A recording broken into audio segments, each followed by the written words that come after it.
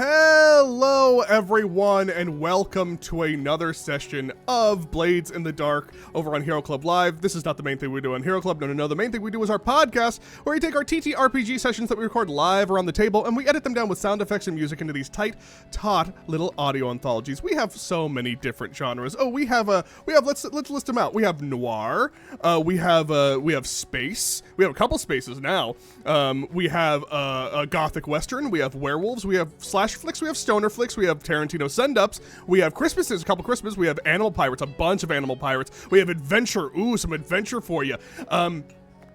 Is there anyone that I'm missing at the moment? Moonshiner horror. That's werewolves, I said werewolves.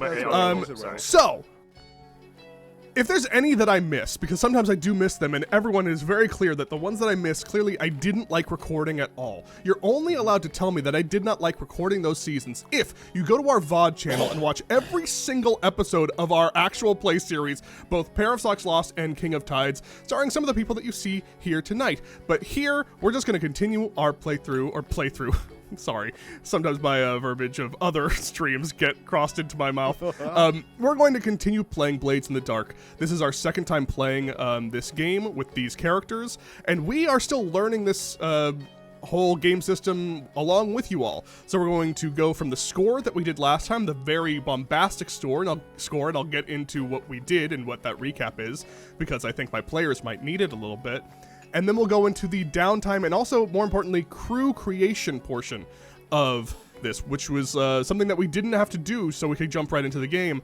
Now we're going to create the crew in total. But let's actually meet our crew. Let's start with Jasmine. Jasmine, tell us who you are and who you're playing this evening. I never start. I know. Hello. That's why I wasn't ready. I'm sorry. It's okay. I just pulled up my character sheet, so I know my name. I'm Jasmine. My character is Mira Bain. Yep. She's a Skolven slide, and she's in academics. She's real smart. She's real smart. Real smart. Real just like smart. Me, Jasmine.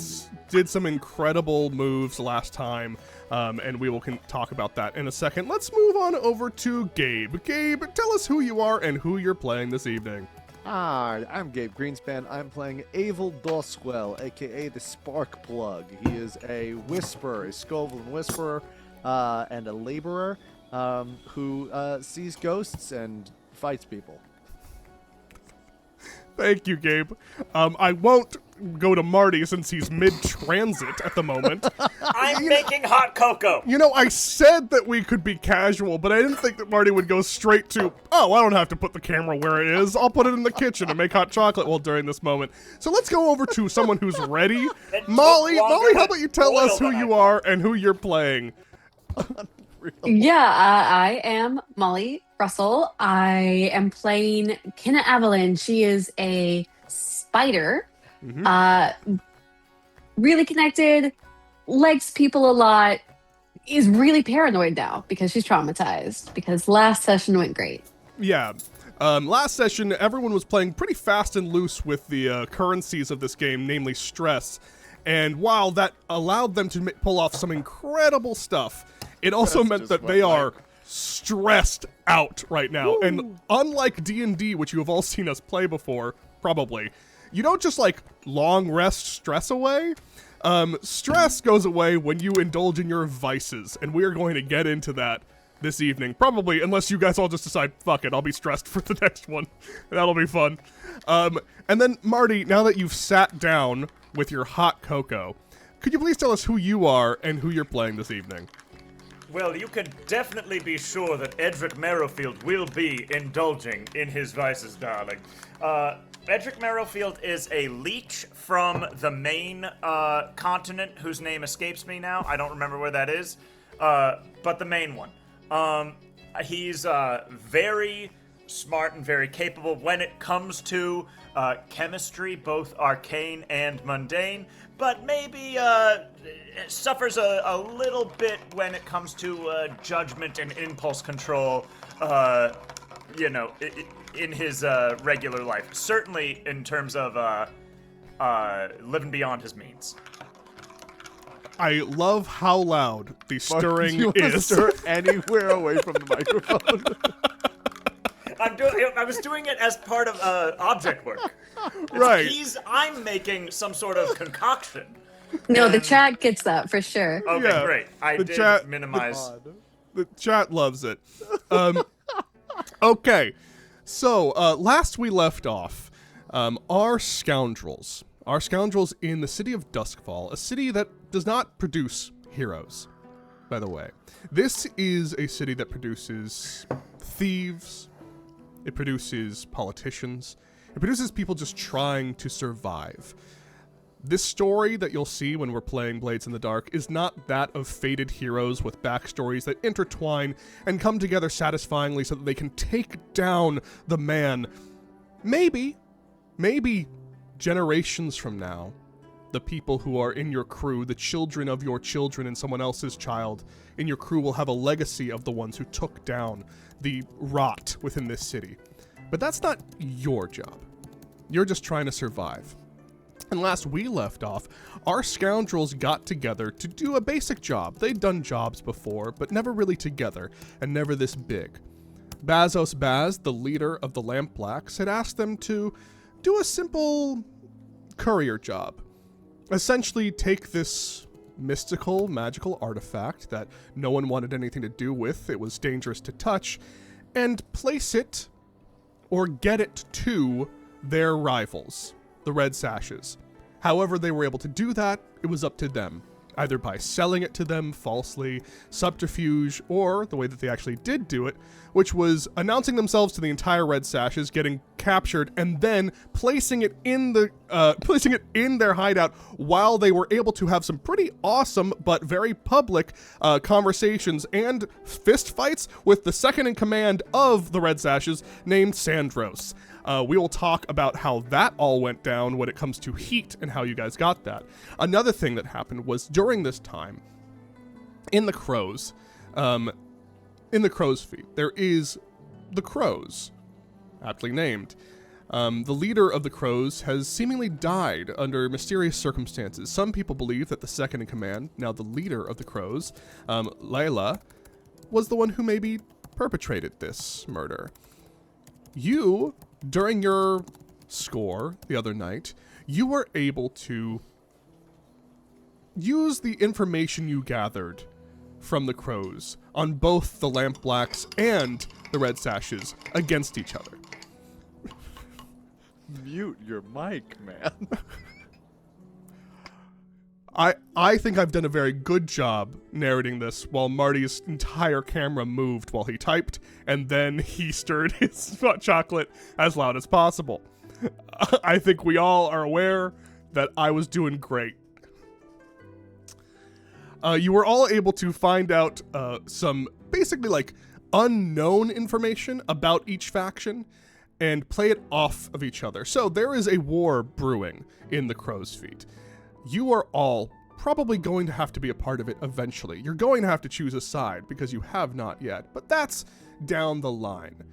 It's about a month since that fateful night where you all got yourself enough reputation and enough goodwill amongst the Lampblacks and Bazos Baz to form your own little crew somewhere within Duskfall. Now, forming a crew officially comes with a lot of protection, power. It also pisses some people off depending on where you have decided to make your crew. And that is where we will start tonight, everyone. This is crew creation. This is something that you actually usually do before you even start playing, but one of the things that they suggest is if you just want to get right into the action, go straight into a score, and do this later, we're doing it now. So the first thing that our scoundrels have to do is, Jesus Christ, the first thing that our scoundrels have to do is choose a crew type. And the crew type that it seems like you have all settled on are the smugglers. Is that correct? Yeah, that feels probably right, given Okay. the way we handled our shit last time. Actually, no, yes, it's smugglers. I'm not gonna derail us any further. No, Marty, name a single other crew type that exists in this game. You muted yourself. You were muted. There's like brawlers or something, right? There's like a. Yeah, basically. Yeah. I know it's probably not that, but yeah, I could come up with one. Cutters. Cutters is one. I just wanted to go over quickly to the Roll20 for those who want to see it. This is what the crew sheet looks like for those who are watching along. I'm not going to have this on the entire time, but one of the main things we have is obviously the name, reputation, and then rep itself, the layer. There's this whole thing here, which are claims that you can see. This is like a claim map. This will come into play when we have to talk about finding out what our next score is. They don't have to go for any of the claims on this map, but it is a good roadmap if they don't know what they want to do next. This is a good way to do it. Basically, you start at your layer, and then you decide, oh, we want to go get a fleet, or we want to get a turf, or we want to get this, and that informs what our next thing will be. But the first thing that we're going to do here, since you have chosen the smugglers, your crew type determines the group's purpose. Your tier, you begin at tier 0 with stronghold and 0 reputation. Also, you have 2 coin. 2 coin would be down here. I have a sheet with myself that I will be marking up and hopefully getting to you at some point. You start with 2 coin. In the meantime, it's okay that you have the crew sheet, right? We don't need to have it. Yeah, I can have it. Great. But but these are choices that you will all be making. I'm gonna make a pretty crew sheet. Oh yes, of course, Molly, you'll make a very pretty crew sheet. You all will get a chance to talk about what you want, and at any point you want to call for a scene, or if I think it'd be fun to have a scene with a person that you met during this time while making the crew, then we will move into that. That's kind of how the downtime and crew creation will go in this whole session. And thank you all so much for hanging out with us as we do this. So the first thing y'all are going to do is that you start with 2 coin, then we go into choose the initial reputation. Initial reputation and layer. So choose how underworld factions see you, which is, do they see you as ambitious, brutal, daring, honorable, professional, savvy, subtle, or strange? And then we're also going to look at the full map, and I'll bring up the full map of Duskfall. And you'll decide where you want your layer to be. This is where you're going to be operating from as well. This will also mean that wherever your layer is and wherever district you're putting your layer, you will also end up probably pissing off some people because you are claiming some space, because some people might already be there. I can tell you right now that for smugglers, the places that you can go anywhere you want, but I think that the places that you would probably be most drawn to start up a lair would either be, even though the Crow's Foot is of course where we started our journey, the Crow's Foot has a lot of things going on in it. You can start in the Crow's Foot, but there's, a couple factions that you don't really want to piss off, and you're on their good side at the moment. So I would recommend potentially the Docks, Silk Shore, which is the red light district, or the Night Market, which is actually higher. The Night Market is more wealthy shops and stuff like that, but it's right by the electro rails, so it's right by the train stations, and so there's a large amount of high quality and high important goods coming through that area. Those are the places I think would probably be the best starting options, are the Docks, Silk Shore, and Night Market. But if you have any questions about any of the others, let me know. The ones I was most drawn to in the first place. Okay. Above table, all of those sound great. Good. On the below table, Edric would like to lobby hard for Silk Shore. Okay. So, Why? I mean, I've heard enough, darling. The red light district, it sounds like quite a fun time. Sounds like the right kind of people are around. I don't know what sort of smuggling is available, but, I'm sure we'll find a way. Once we've mixed with the local color, so to speak.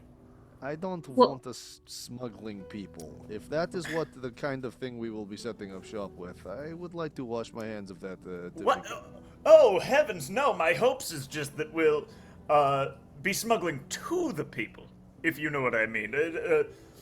Working closely with the locals, as it were.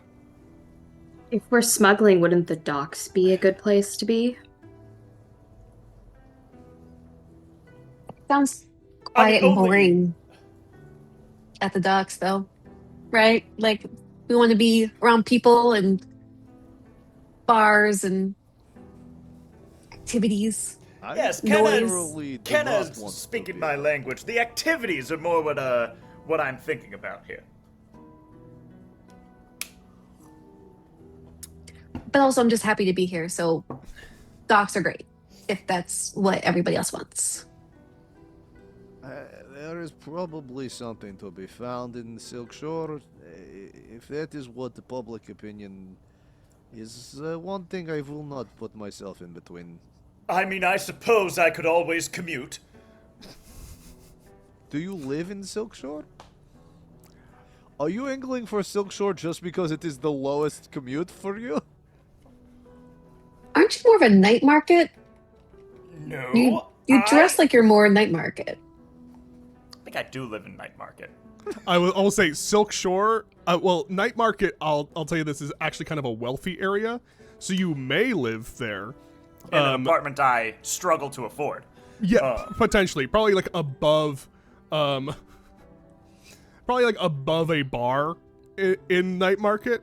But Night Market is a little bit more hoity-toity. Like they claim land, like this is like where like the elites go because this is, you know, like a luxurious social club called the Vale is in Night Market. Oh. Like one of the best like tailors in Duskfall, Dundridge and Sons is there. Like this is like because this is where like people kind of get off the train and then they're in Duskfall, right? Like they're in the city. So it shows a good face. It's a good front to the city. I have no interest in being in Night Market. That sounds like a nightmare. You constantly have to walk around with smiles. You're not smiling and people go, "What is your problem? Smile more." And I can't deal with that. You know, Gabe. What's your character's name again? What's his name again? Evil. You know, Avel, I've been meaning to tell you, you could stand to show the pearly whites a little more, darling. Okay, this is exactly what I'm talking about. If it is going to be hundreds of him, I refuse to live there.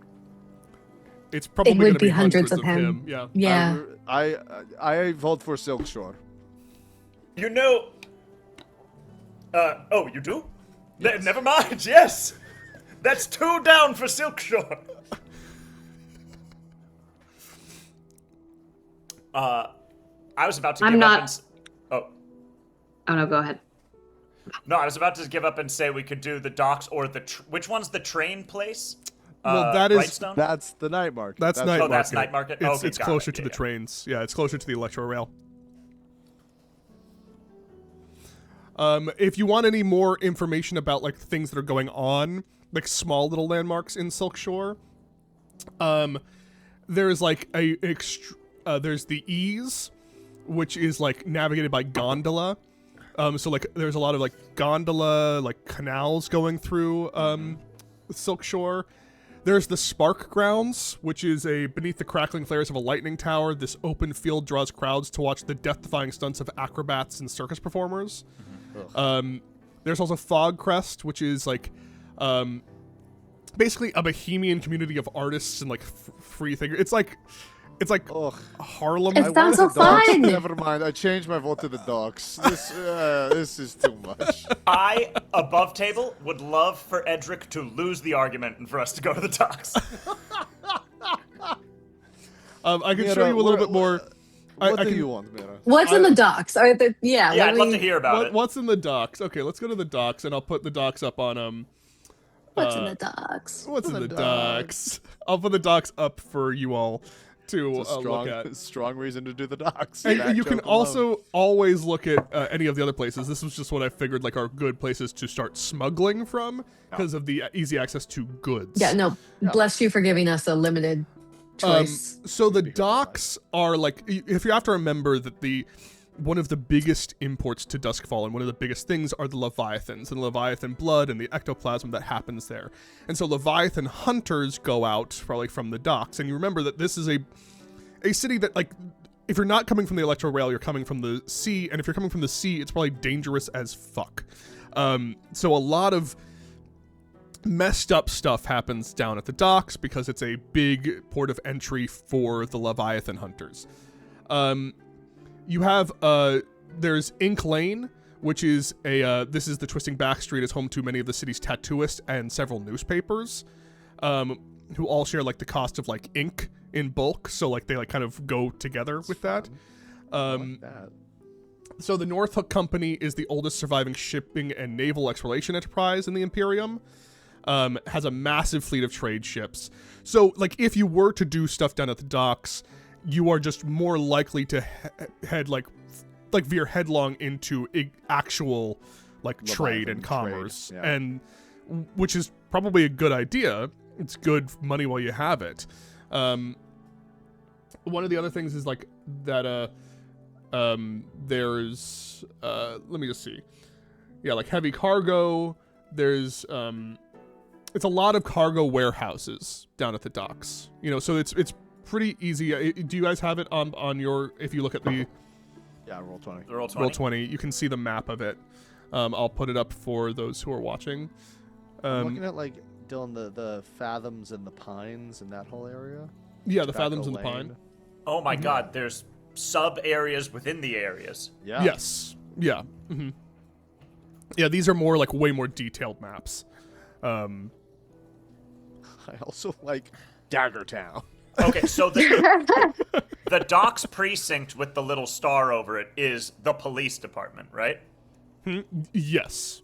Okay, great. Not to be like obvious, but Daggertown. Daggertown. So the docks precinct, and you have to remember that one of the most notorious gangs in Duskfall, or at least how people describe it, is the Bluecoats, which are the police. They are they are essentially known as another rival gang because they're just as corrupt and just as like viable, and they also have just as much power. They're a pretty powerful tiered gang within the world. Such a rich between fantasy world full of fantasy.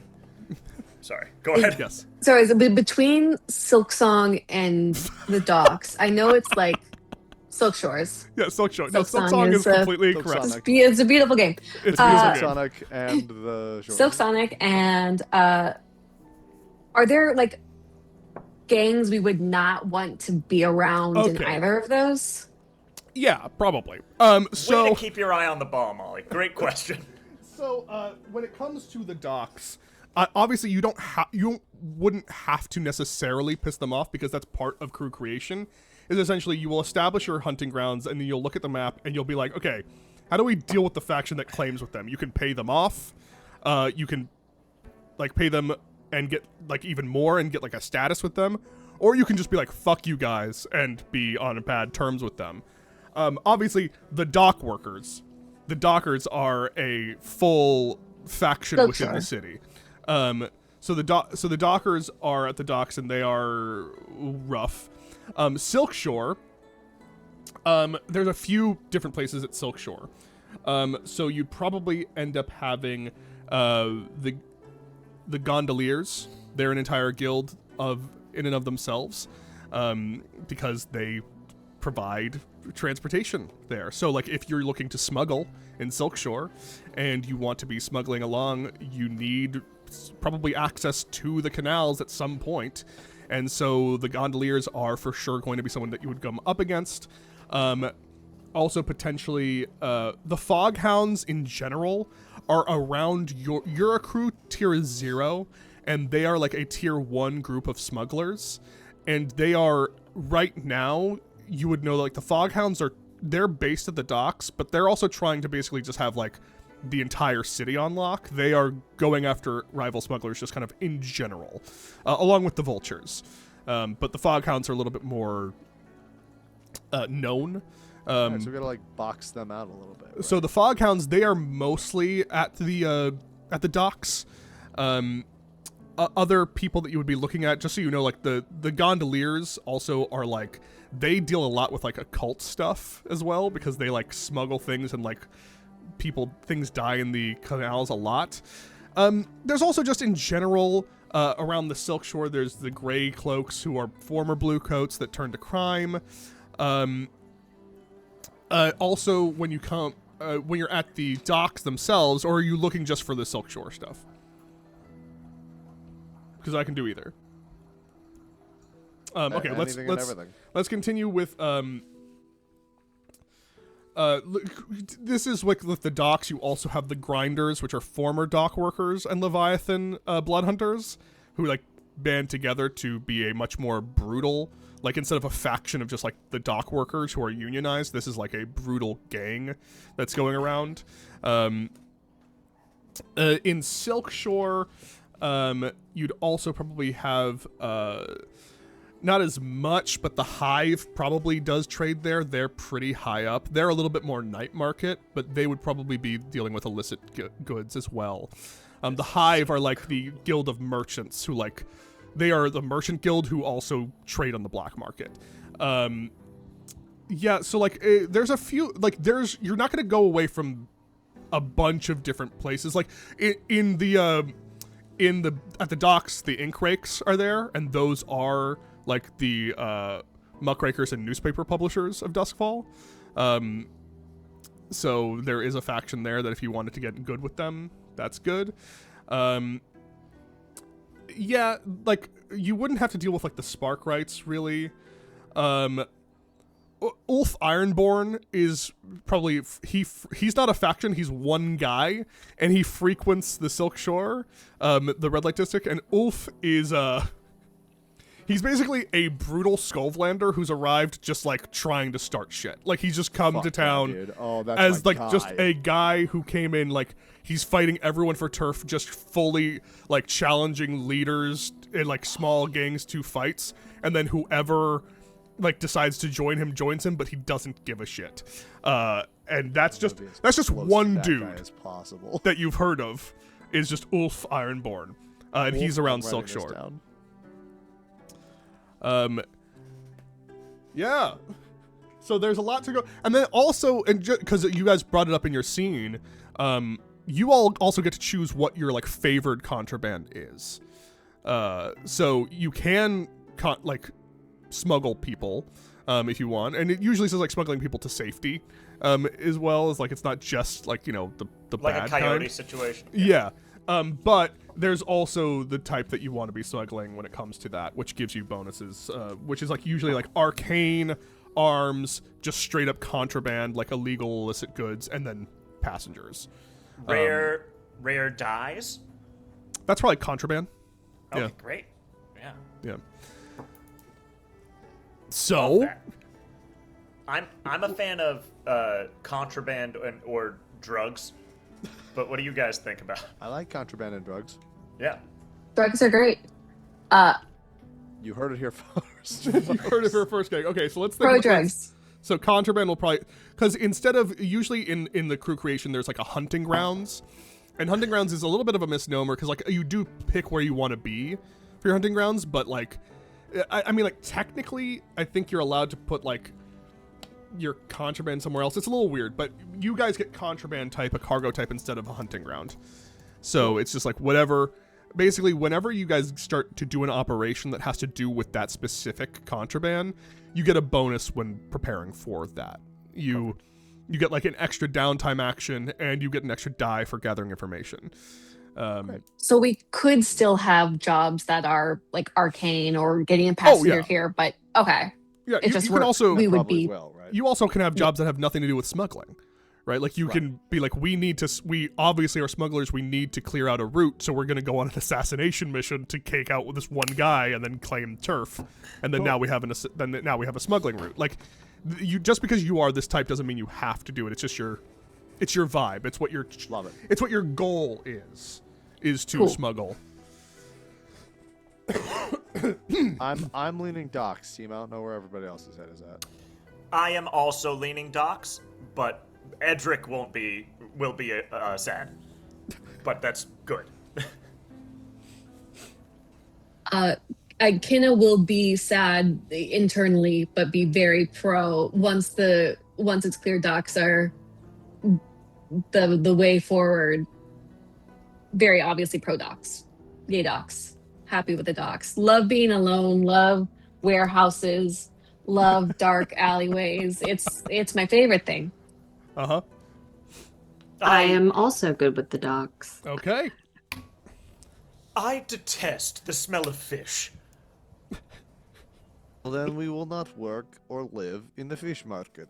The docks are a You large can smell area. the fish in all of the docks. Not in Daggertown. You want to set your layer in like I okay, so could now be that smelling fine perfumes and silks. I instead- don't know that Silk Shore is really the most fragrant of places. It was certainly more fragrant than here. so where That's fair. what would you like your layer to be, and where would you like it to be in the docks? This is so fun. I was telling them it's like the part of an RPG video game where you get to like customize everything. Yeah, Yep. Can we have a tavern?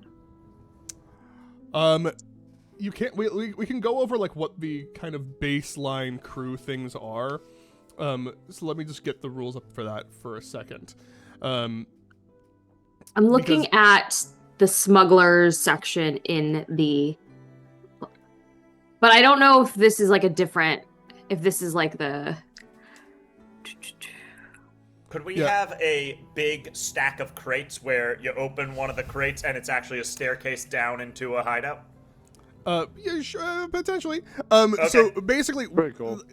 So you talk about where your crew makes its lair. So it's probably a very modest or abandoned sort of place. So like, they have like small Not a abandoned house, thriving tavern. rickety tin roof Modest or shack, abandoned? like a junked rail car, unassuming back rooms of a merchant's shop, so you can like be in the back rooms of like a merchant. Then also, I think with the crew types, the smugglers, does it say specifically like where? It doesn't have specifically like what a place could be that you're doing that. That's when we get into like the full like special abilities and stuff like that. So just what are you guys thinking about, like where in the docks, and what do you want your kind of thing to be? And then can we eventually upgrade our lair to like a hideout to a tavern later once we're cooler? Oh, very much so. So even at the beginning, right, you get when you make your crew, you establish your hunting grounds. So we established our thing, and we established that you're at the docks, and which like a district to place your hunting ground, which technically doesn't have to be where your lair is. I think actually, I think you can put your lair in a different district technically, but I think that's like I mean it's a little Probably bit for us, weird. good to do the same. Yeah. Probably. So we will get into some scenes dealing with you guys probably talking or dealing with the dock workers, because the dockers for sure, or depending on where you put it, it might be the dockers or it might be a different place depending on where you're putting your lair. But when you make your lair, you like choose a special ability, and then you assign crew upgrades. So your crew has 2 upgrades pre-selected based off of like your based on being a smuggler. So your starting upgrades as a smuggler is you have a vehicle, which is a boat or a carriage, and you have love that. training and prowess. So like that's what you start with. And then you guys get 2 basically upgrades that you can choose from the upgrade like Section. path, like the smuggler's upgrades, which you can do from smuggler upgrades or the normal crew upgrades, which can be like which can be like, you can do a cohort, which is cohorts you have to do 2, but you can do like a vault. You guys have a workshop or a boathouse or a carriage house or quarters, and then for smugglers you can have like a barge or another vehicle or like camouflage for your vehicles, like that kind of stuff. I know it's a lot, but this is why we're doing it, because this is as we've said before for Blaze in the Dark, those who haven't played before, one half of the game is doing these like scores, going on, being scoundrels, stealing stuff, assassinating things, doing these like heists. And the other half is genuinely the crew is its own character, and it's just making sure that the crew is thriving. So, I know that's a lot, but where, now that we've zeroed in on the docks, and you guys have the map of the docks up, where in the docks and what kind of hideout layer would you like it to be?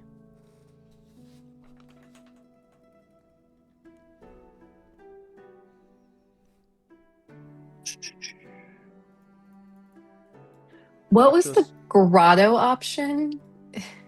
The grotto option? I saw I read this forever ago. I know we can do like suggested early layers are back of the tavern. Mm-hmm. Wasn't there like like a partially sunken grotto area? I think you can't, like, that's just like a possibility. Let me check. An example, okay. Yeah, I think it's an example of one you could do, like, because I don't think that there are some, unless you saw something different, Jasmine, that is like specifically smugglers. I think so on the smugglers' claims, I just saw like those are claims. Yeah. Okay, so those are not okay. Cool. Like the warehouse, the tavern. So those are things that you have to build up to get. So like so the claims thing that we're talking about here. If you go, I'll put it up here on the smuggler sheet for you all. If you go to the claims thing, claims are easy ways to figure out what you want to do for your next score. So you start at your layer, and it's like this. It takes a little second to understand, but basically you go to this like little map that you have here, right? And you start at your layer, and you then go like, okay, so from our layer, you see these like little pathways that they have. You could be like, okay, so we don't have to do this because we can do a more story-based score, but we can be like, I want to just gain some turf. Like I think that our next score should just be us gaining turf. Or our next score should be us gaining a fleet so that our cohorts have their own vehicles. And it's like you then do the score that would then get you that thing. That would get you access to that thing, and then you would like gain more turf, which adds to your crew. You gain a fleet, which means that like any cohorts you have their own vehicles at all times. You get like, and then from that point forward, you then be like, okay, now we have the layer and this turf, and then you can go from this turf to being like, okay, now we want to get like a vice den. And we can go to the vice den once you have this turf. So it's this weird little mini game. Could our thing be like, because I'm seeing that one of the smugglers' upgrades is barge, which adds mobility to our layer. Mm-hmm. If we were looking and like we can move it to a new location as a downtime activity, I was thinking if we like had like a boathouse or something as our lair. Mm-hmm. Cool. I was gonna say I don't know how much this actually factors in, but looking back at the map, Daggertown seems to be right. What? No, just love the continue. name. Daggertown. Yes, you're right. Seems to be right next to like a canal with bridges on it. Yeah. And like, is that a good, like, is being next to that canal that's sort of, but the Great Canal, a good thing for us to be next to in terms of the smuggling? Probably. It just depends on like where you want to be when it comes to like, would you then be, since you're in Daggertown, would you then have like your boathouse or something that like at like the Brightstone docks, like the docks down here? Yes, something. That's what I think I'm suggesting. Like next to, but like in between Old Bridge and Salt Bridge, like that's probably where you would be docked, something like that. I mean, how do people feel about that? Like we found an abandoned Like boathouse, like boathouse, and yeah, something like that, Or like bought it super cheap and we're fixing it up, kind of a thing. yeah. I like something like that. That's really Could fun. we be under the bridge and we have to like rappel down to get Under what bridge? Old Salt Bridge? Bridge or Old Bridge or Bridge? Salt Bridge? Yeah. Old Bridge. Old Bridge. Okay. We like doesn't have Daggertown, to be Dylan. No, I'm very aware that I had a feeling Daggertown would be where you ended up. It's the best name. Okay, so you guys want like a floating barge or old broken down boathouse, essentially, that you guys found underneath Old Bridge. Amazing. I Yes. suppose they'll be calling us the Trolls before too long. You gotta Right. stop Hell giving yeah. us names that no. That is a very cool name for a group. It is not a very cool name. We are the Bridge Trolls. I like it. The old trolls. The Golden Cavaliers is a very Oh, cool no. name. Oh, that's Weird. we could keep workshopping. Yes, please. The Trolls was not a serious suggestion. It was actually me voicing an insecurity. Okay. So, you have gotten that. Incredible. First things first. You now have established your hunting grounds. Now that because you are specifically going down, I'm gonna say this. I think because of where you are specifically, underneath the old bridge right next to the Great Canal, I think that actually the people that you will have to, that has claim over that area right now, and like needs to be like to A-OK you guys are the gondoliers. Yay!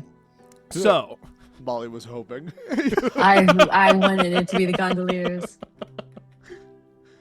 I think Hoping that it was you. because you guys are there, yeah. So the gondoliers, they are like a tier 3 group. So,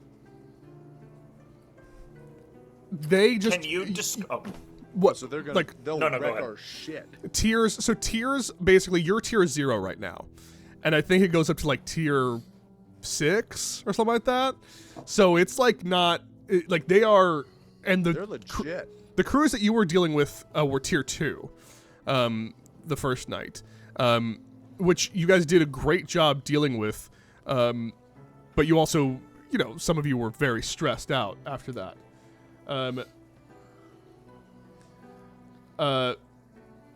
So I think that what you would have to do,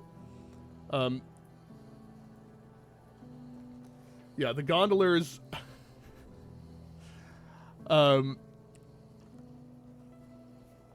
like the canals of Duskfall, that is for sure their turf, and you guys are basically going underneath the old bridge into their turf.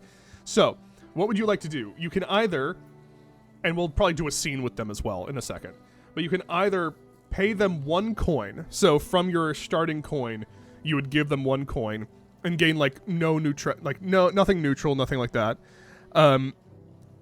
Or you can pay them 2 coin, so both starting coin that you have, and you gain 1 status with them.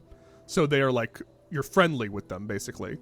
That you like are on a good terms with them. Or you can pay them nothing and get minus status, and they are now actively, not like against you fully, but you are well on your way to going to war, which is a thing that you can do in this game. You can go to war with factions, and when you're at war, all of your downtime is like halved. You spend only like half of your downtime doing things you want to do, and most of your downtime dealing with the fact that you're at war, until basically it all cools down.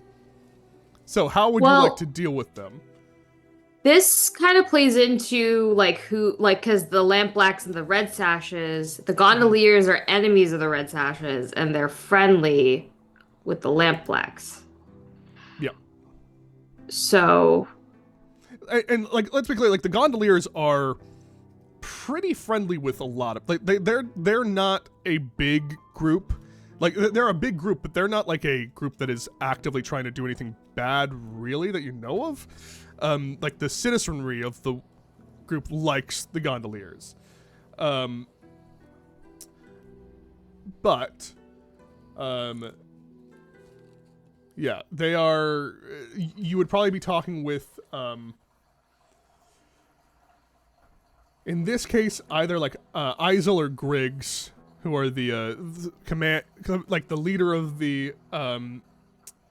The leader is this woman named Isel, and then there's Griggs.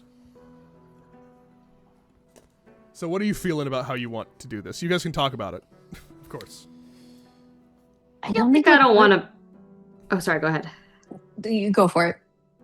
I don't want to make an enemy of people that are generally liked.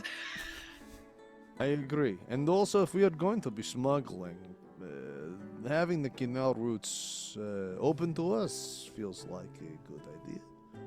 Couldn't agree more. I like the cut of the gondolier's jib. I mean, it's only money. I say we pay them both the coins we have. I don't know if we need to do that. Well, Why not make friends now and then they'll pave the way for more coins later?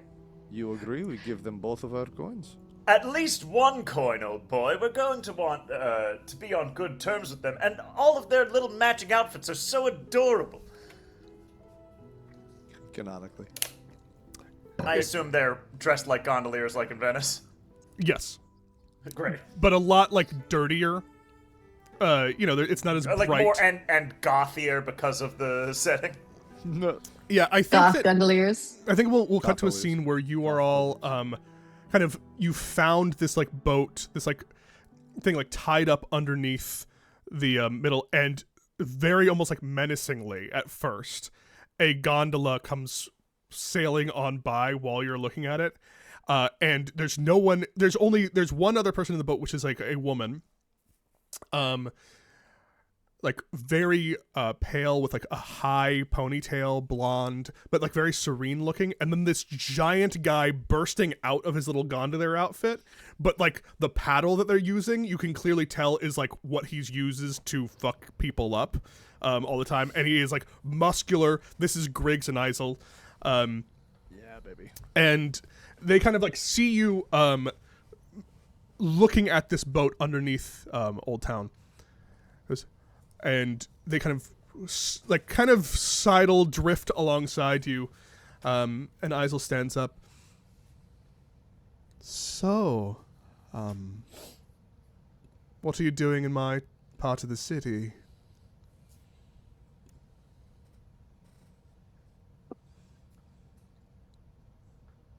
Is this your boat? Generally, yes. I know it's overall your boat, but specifically, is this your boat? Griggs just goes, it's not really our boat, is it, Isel? It's just more of a boat that happens to be in the Great Canal, which happens to be something that we would like to investigate. We've been looking into this boat here. Do you know the history of it? I would love to learn. Well, apparently, from what we've heard, it's haunted. Oh, Griggs, don't worry too much about that. You seem to be new to this game. What are your intentions? Would you like to take claim of this boat? Honestly, it might be good to have it not just be mucking up the place. We were trying to figure out exactly what to do with it.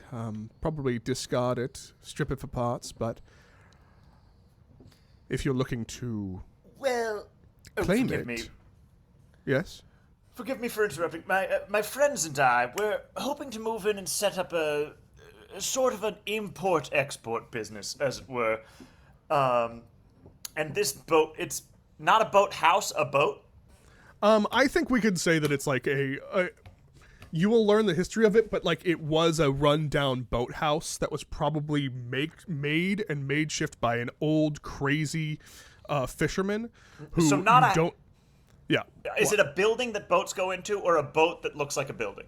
a boat that looks like a building. Boat that looks like So it's a boat. houseboat, It's a houseboat. Yeah, not a boathouse. Got not it. a boathouse. Houseboat. No. It's a houseboat. Alright. That if you want it to be mobile, it's going to be a houseboat that like mostly you guys like keep it docked underneath one of the bridges, and it kind of Is looks. not seaworthy at this point. It really. doesn't seem like it, and it seems like I said. It seems like when you're looking at this boat, it looks like it was like made into a houseboat by like basically taking parts from another boat and like putting the house part on top of a boat, and then like basically welding two boats together to make this thing that seemingly floated and worked.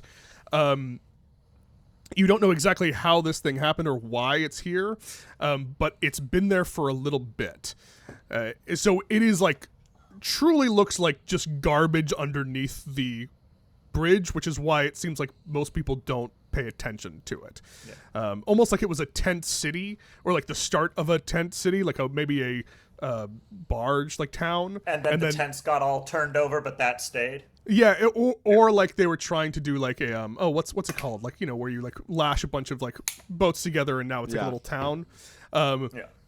Almost like they were going to do that, and then one broke away a long time ago and just like floated down here, and then like got caught for years. Like, yeah, a flotilla of some kind. So that's what you're looking at. Well, like I said, we're hoping to start a modest import-export business, and you know, we thought this might be a good place to hang our hat. Just as we're starting out, you see. We'd be happy to lease the space. Oh, certainly, if it's your boat. What do you think, Isel? Oh. As long as we have some understanding and we are well compensated, I would be happy to allow you to do this. Just understand that what you're getting into around here, the docks, it's not, in the canals, it's not necessarily kind. Be careful. There are things hidden in the waters that you... Just be careful. That is, if we can come to an understanding. Oh, Did you say this boat was haunted?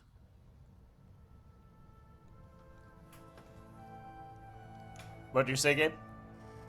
Boat Oh, was haunted.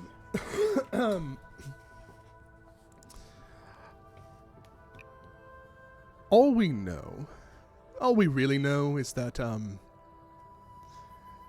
sometimes this boat has a habit of coming back to where it began. Fuck. It, sometimes we don't know what happens. Perhaps it's the currents. Perhaps it's, juveniles taking a little bit of a joyride, and then once they find out the boat is not really seaworthy, they abandon it back where they found it. But most times when we've tried to move it out of there, it has found itself back here within a day or so. How salacious. How intriguing. I Abel- think... Abel just goes walking off, like rubbing the back of his head, going like, "Motherfucker, some stupid captain going to try to talk to me. I don't want any of this fucking bullshit." Trying to be part of this conversation, not someone who's going to be able to sway opinion. Yeah. You'll have to excuse him, but I think we can certainly come to an understanding, and for the time being, we don't even need to take the old girl out. We're just happy to have a place to hang our hat, like I said. And are we good with 1 coin, guys? You can do I'm good with the 2. We're good with the 2? And Edric pulls out a little, like, chink, chink, chink, like, sack of coins and, like, tosses it over to, what's the lady's name? Isel. Easel. Isel. So, E-I-S-E-L-E. Oh boy, I'll write him down. Isel Yeah, exactly. and- That's why I'm just going with, like, Isel. Isel's good. Yeah, Isel seems that fine. E at the end I was not expecting. No, me neither. Griggs is exactly how you think it's spelled. 2 G's? Perfect. 2 2 G's. 3 Jeez. 3 G's. 3 G's, 3 technically, G's, yeah. yeah. The No, last G is silent. Griggs is the most obviously Griggs-ass name possible, and then Isel's like, what is happening here? Okay, so you get a +1 to the gondoliers.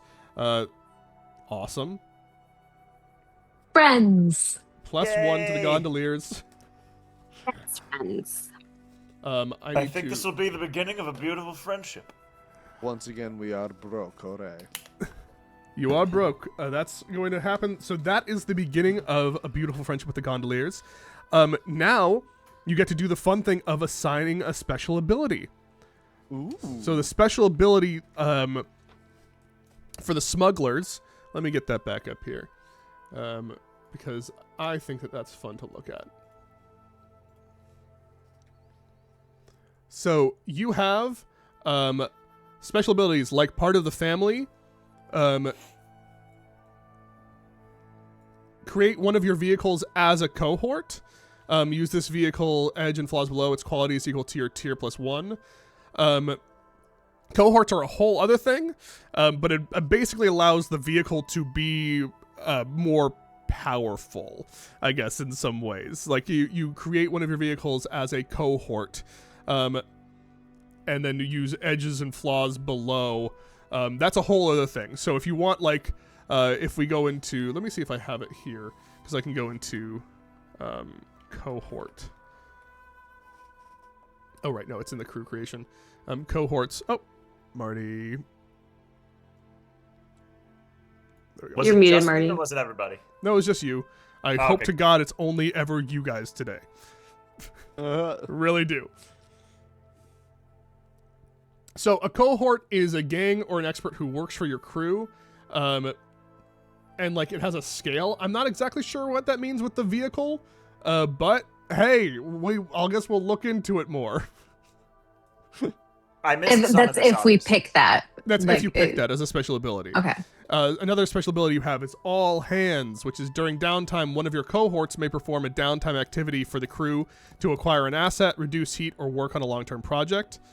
So We this don't would have any obviously mean cohorts currently, though, right? you have no cohorts. You can get a cohort by spending 2 of your upgrade points, I believe. So like you would have to spend both to get a cohort, but you don't have a cohort yet. Ghost Passage.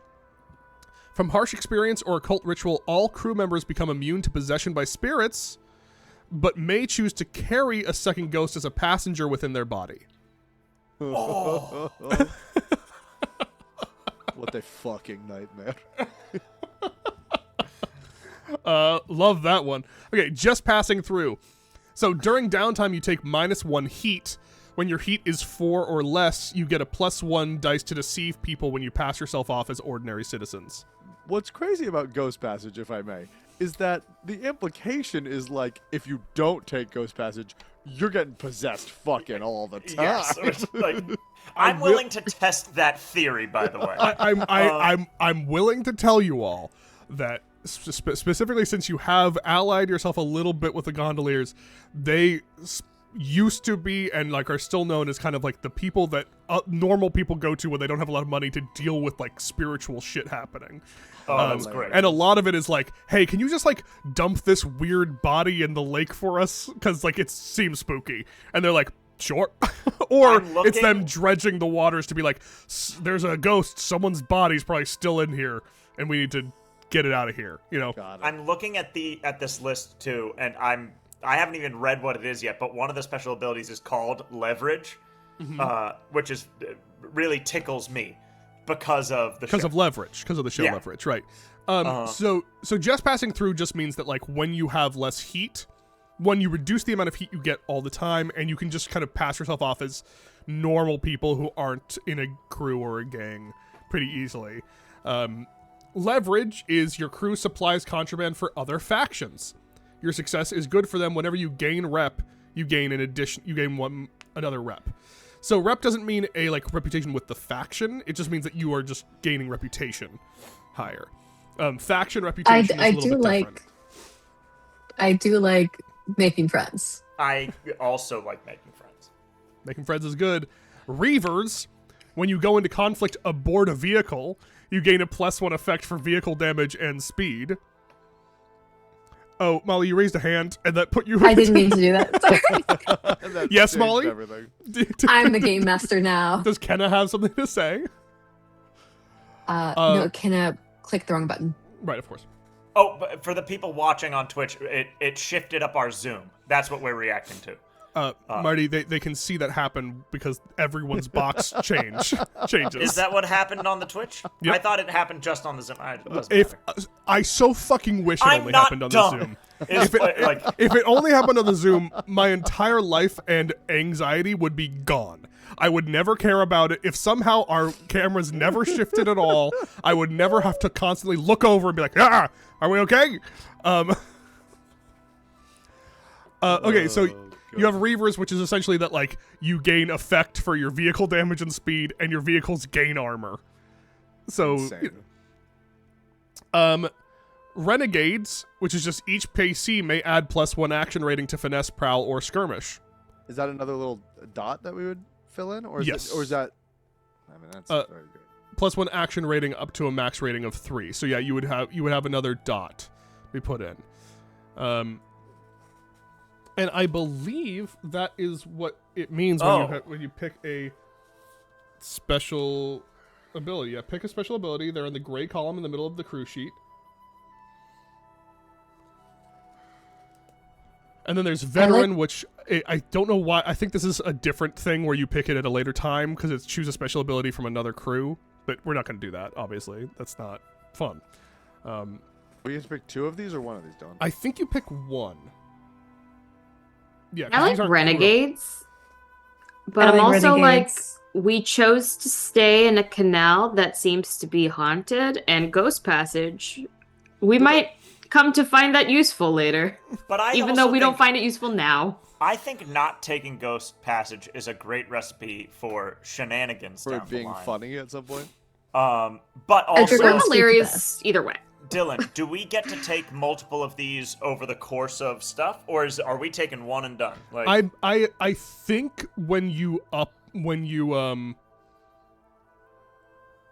level up, I think you might be able to add another special ability. I forget exactly if that's true. These are the things that I'm not certain of because I haven't played this game before. because like the gamer in me is like, well, Renegades feels like purely like such a good boost of like just extra stuff. But again, those I'm are open extra to- stuff specifically to just your characters. It has nothing to do with the crew itself. yeah, Right? Like that won't help you with anything crew-wise. It's just like, oh, we're a little bit better. yeah. But it's I mean, still I'm good. open It's just to a lot of these. Me So. too. I have no Yeah. firm feelings. It feels like Oh, go ahead. it feels like good, like min-maxing to like bump up our stuff, but then it's not as fun to not have a like crew thing. I agree. Clarifying question about all hands, which I'm positive I missed you explaining this. Cohorts aren't us, right? Cohorts are no cohorts are Somebody essentially else, yeah. NPC allies that you can add to your crew that but then we become don't have. that you don't have yet, but can be taken like right now if you want, like coming up. Like it can be the next thing you do is you take the crew upgrade that is to create a cohort. Oh.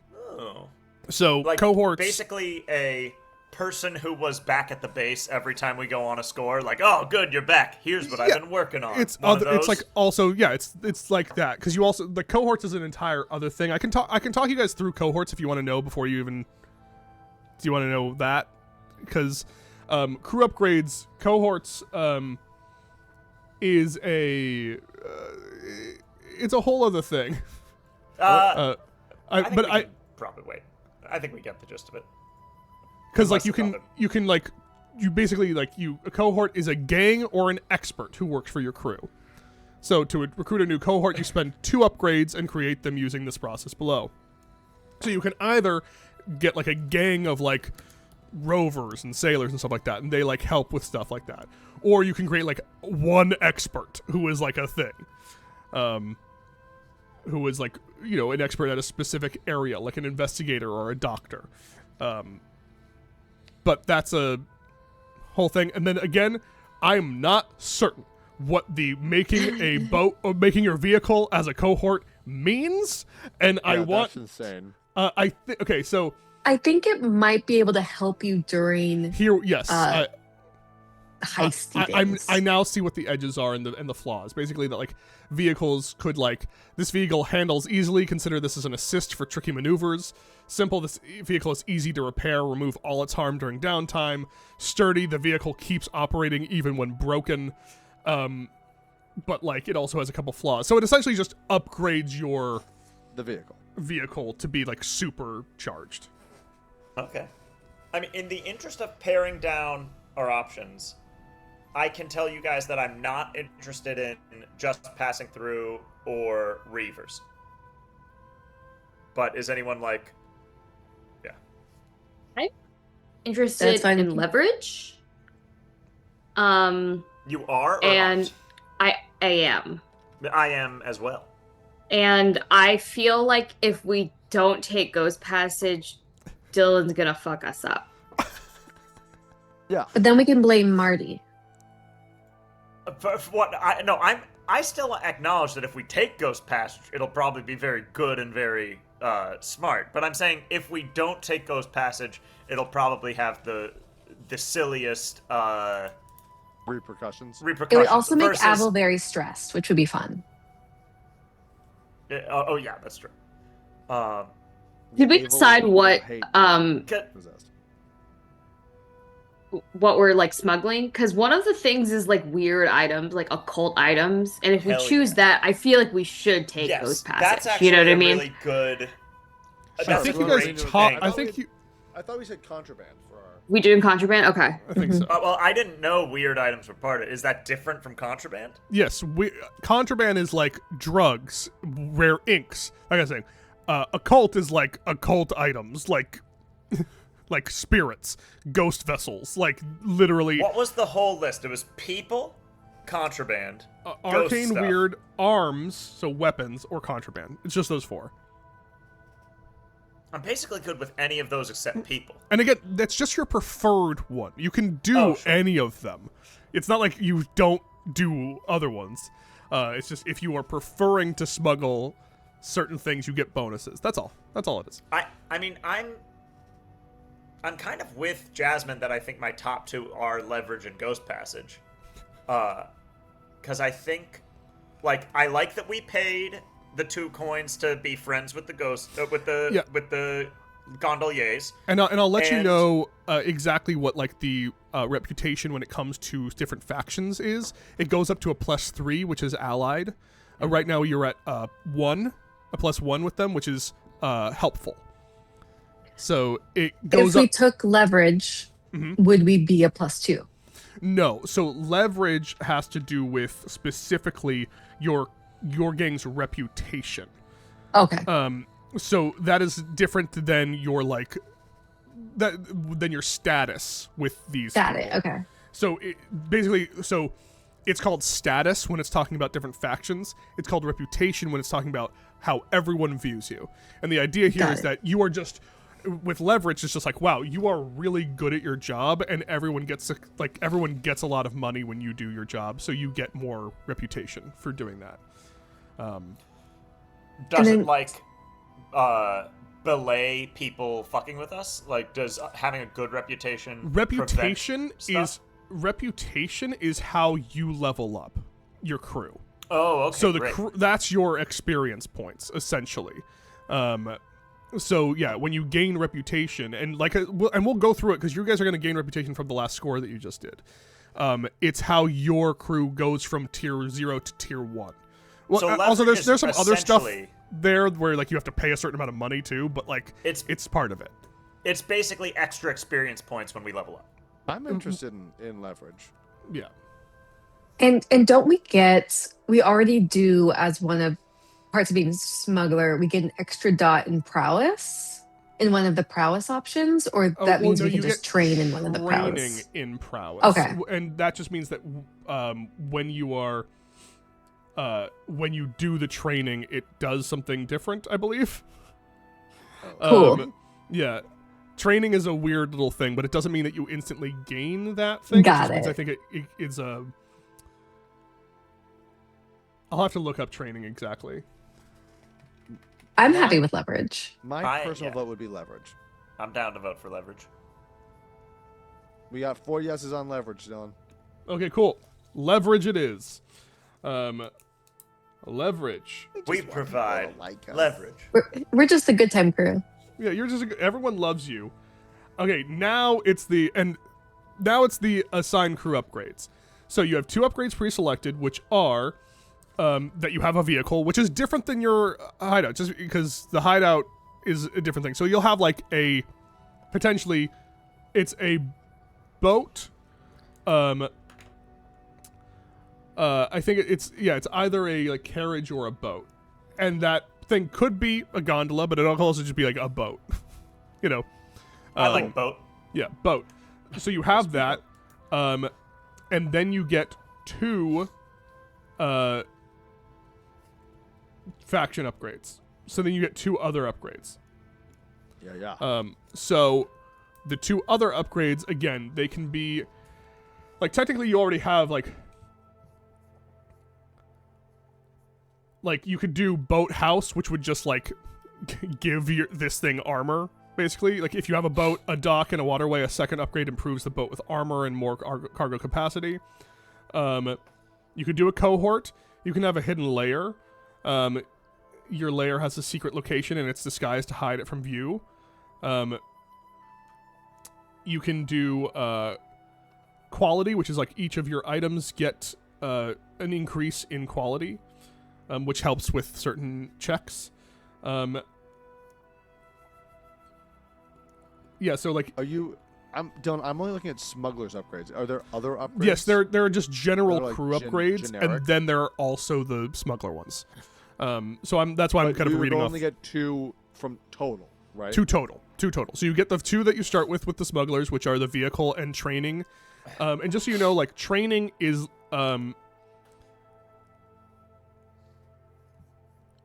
like when you train, you earn when you use training, it's a downtime activity, and usually what happens is you gain 1 XP on that track when you train that thing. When you have training in something, you earn 2 instead of 1. So that's what it would mean. So basically, when you train for prowess, you gain 2 points, to experience points in prowess instead of just 1. Anytime we would gain 1. Got it. Yes. So yeah, so there are your crew upgrades. There's the normal ones, and then there's this one specifically for smugglers. Would Workshop let Edric build cool things better? Well, your lair has a workshop appointed with tools for tinkering and alchemy, as well as a small library of books, documents, and maps. You may accomplish long-term projects with these assets without leaving your lair. So it essentially just means that, like, long-term projects can sometimes, you know, when you do the long-term project, you might have to, like, go somewhere first to do it. You might have to make rolls that put you in danger that could maybe stress you out. With the workshop, you just specifically can, like, do research projects and little things like that at your own home. It just makes it a little bit easier. What it probably does, really, in-game, is makes it so that the, like, progress clock that I would put for it is, like, a lesser progress clock. So instead of it being, like, in 6 downtimes you'll have it done, it'll be, like, 4, because you're doing it from your lair. Oh, that's pretty cool. And that's not technically me, right? That we could all use that. Anyone can use it. Yeah. Oh yeah, it's why they gave it like library, books, documents, maps, and alchemy, because it's like anyone can do what they want with it. That's where my dirt on this congressman is, or whatever. Like exactly. But again, there are the smuggler upgrades, which you were talking about before, which is like barge, which is you add mobility to your lair and you can move it to a new location as a downtime activity. So you could make it so that I do like that. Like that you could literally, as a downtime activity, be like, okay, actually our lair is now in like the Silk Shore. I think that your lair would be moved, but like your hunting ground is probably going to be the same. Like it's probably going to be like you work at the docks a lot, but you can move your entire setup, which could be cool if you're like, hey, we're getting a lot of bad heat in this one area. Steady. Oh no, that one you can't do. So camouflage, your vehicles are perfectly concealed when at rest. They blend in as part of the environment. Smuggler rigging, 2 of your carried items are perfectly concealed. So you can carry 1 load of contraband and a pistol perfectly concealed, even against a pat down. That I kind of love. That seems useful. Why can't we do steady? You can't do steady because it's literally this costs 3 upgrades to unlock, not just 1, and you have literally 2 I see. to work with. I thought it was like you could take it 3 times sort of thing. No. It's No. like we would need to Okay. have all of our upgrades. Okay. I mean, smuggler rigging is fun as one of them. That 2 of our carried items are perfectly concealed. It feels pretty. Does that mean that also our load, if we have 5, like a normal load of 5, do we operate like we have a light load, or is that? No, I think that it just means that they are perfectly concealed. They can't be. It's basically you would tell me like, hey, like. I'm gonna like I have a load of contraband as part of the thing we're smuggling and a pistol or a thing. Those 2 things when we're doing it cannot be found on me. So like, you know, you would still have the normal load, but just like they would find everything else on you except your pistol and the thing you're smuggling. Cool. Which is pretty That good. feels, as smugglers, that feels super important. It feels fucking sick. I'm pro smuggler rigging. I love that. I don't think this is that actually useful, but for like story purposes, Uh-huh. quarters for lair is also kind of fun, that we all live on our boat, on our ship boat. Yes. So here's what quarters says. So your lair includes living quarters for the crew. Without this upgrade, each PC sleeps elsewhere and is vulnerable when they do. Jesus. Is what it specifically says. I, as a character who I think will get into trouble with debtors, I appreciate a place to sleep where we're all together. But I know mechanically it doesn't do much. It's more of a. I also think that's like fun. It's cute, if though. we're all like I don't kind know of where roommates. Abel's sleeping at this point, so I'd be happy to sleep on a boat. Okay. Houseboat. So do you guys want to do smuggler rigging and quarters as your 2 other upgrades? Yeah. And I'm again, good with that. you get upgrades as part of like leveling up your crew. So like it would be. Nice. So you can eventually move on to barge. This will or- happen again. Yeah. Yes. Okay. So you have quarters and smuggler rigging. Okay. So this is fun. One faction helped you get one of these upgrades. Take +1 status with them, or spend 1 coin, which at this point you don't have any. Well, actually, no, you do, because you guys have a couple more coin to spend because of what just happened. Let me give you your coin because this is only fair since we're doing it afterwards. Let me tell you exactly how much coin you got from your last job.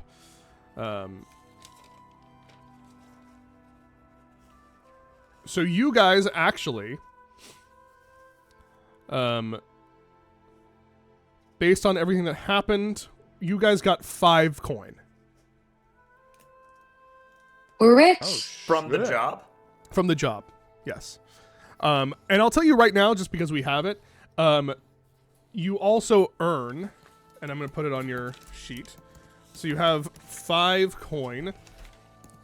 Right now, you can only like really hold a certain amount, but you spent 2, and you're about to spend more, I bet. You also got 4 rep. Actually, you guys got you 5 reputation. But you also earned 4 heat. It feels like a lot of heat. It is.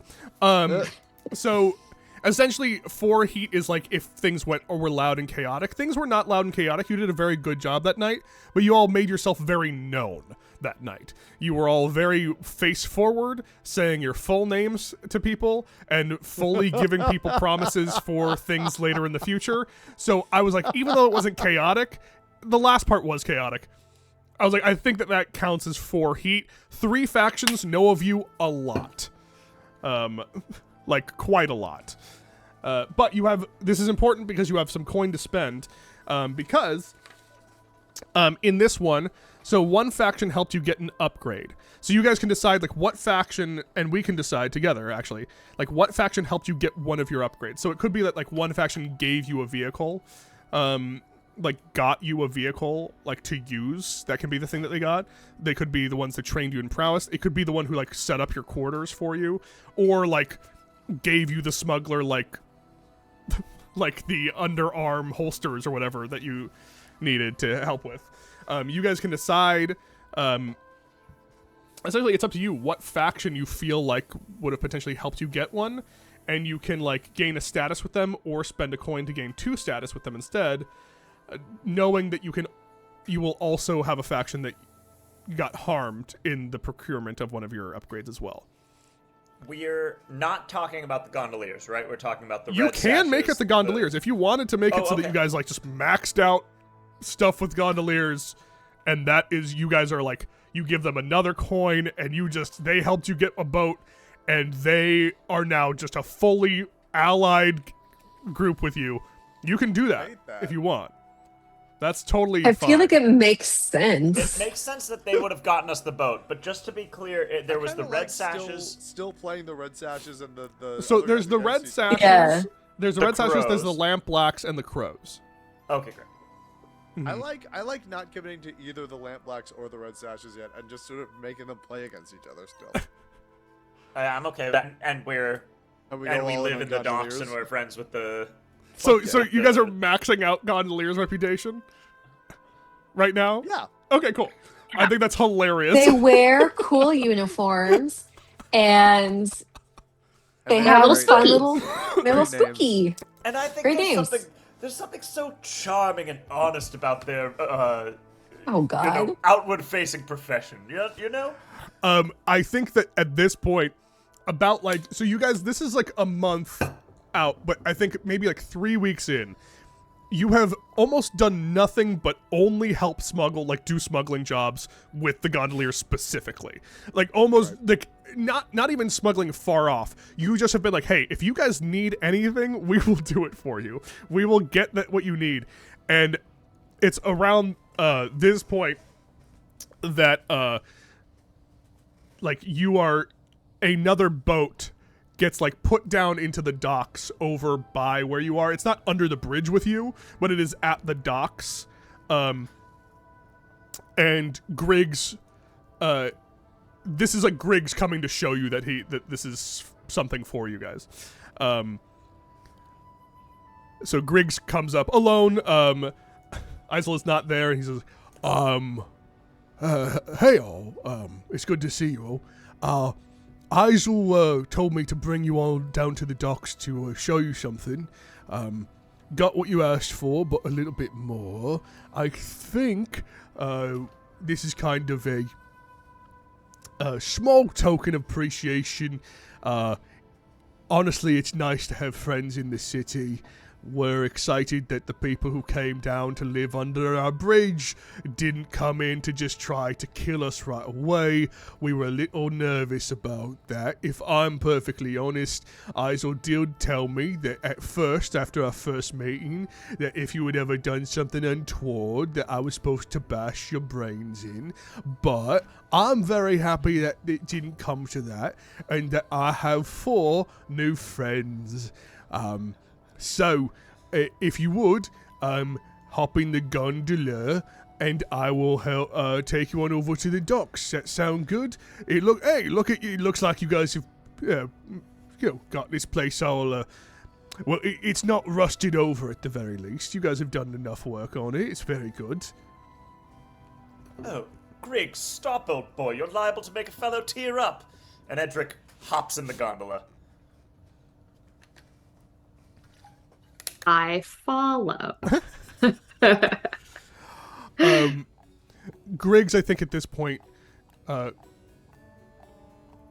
looks over at you while you guys are going down, like, to the docks. It's a quick little jaunt. You guys have done this before, just going down to the docks and using other people's boats, like that kind of thing, but takes you to a point in the dock, and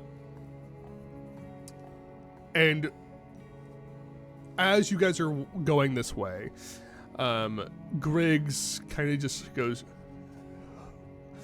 I didn't want to take this to you, and Isel didn't. Isel was trying to be very proud of this, but do you mind if I let you know a little bit about what's going on, just in case you happen to see anything and want to help us at all? Of course, we'll help you with whatever you need, but try to keep this buttoned up. But do you mind? I don't want to burden you with secrets of anything untoward. Oh, darling, what are friends for? Spill the tea, why don't you? You know, we'll pass a flask. Oh, thank you. Okay, now, takes a swig. So, we're having a bit of a problem with the spirit wardens lately. It feels like, oh, don't give me that, Avel. You're the one who decided to. We told you from literally moment one that you were. The bottle's haunted, yes. We told you it was haunted. You didn't have to take it, and you don't have to do anything. I'm just saying that. I'm sure that in the night you've seen or heard the spirits within the waters or whatever. We gondolas, we don't try to, we try to save people from weird problems, since, the spirit wardens are so judgmental, ruthless in their way of dealing with things, a woman comes to you and says, hi, my grandmother's spirit is haunting us and I want to put her to rest in a peaceful way. And we try to put her to rest in a peaceful way, right? The spirit wardens are just like, fuck that ghost, and just completely is like, hey, doesn't matter if it's a grandma or not. They just completely sever it and destroy it. Understandable, but there's a bedside manner that is being lost on it. There is, they're also not very brave, it seems. Those pieces of shit, they're like pencil pushers in some ways. They'll only take the easy jobs. There are some, like, ritually disfigured hollows being, like, dumped in the canals lately. And, spirit wardens aren't doing much about it, and it is getting to be a little bit of a problem. So, not that you have to do anything, but just if you would maybe look into it, give us some information if you had the time.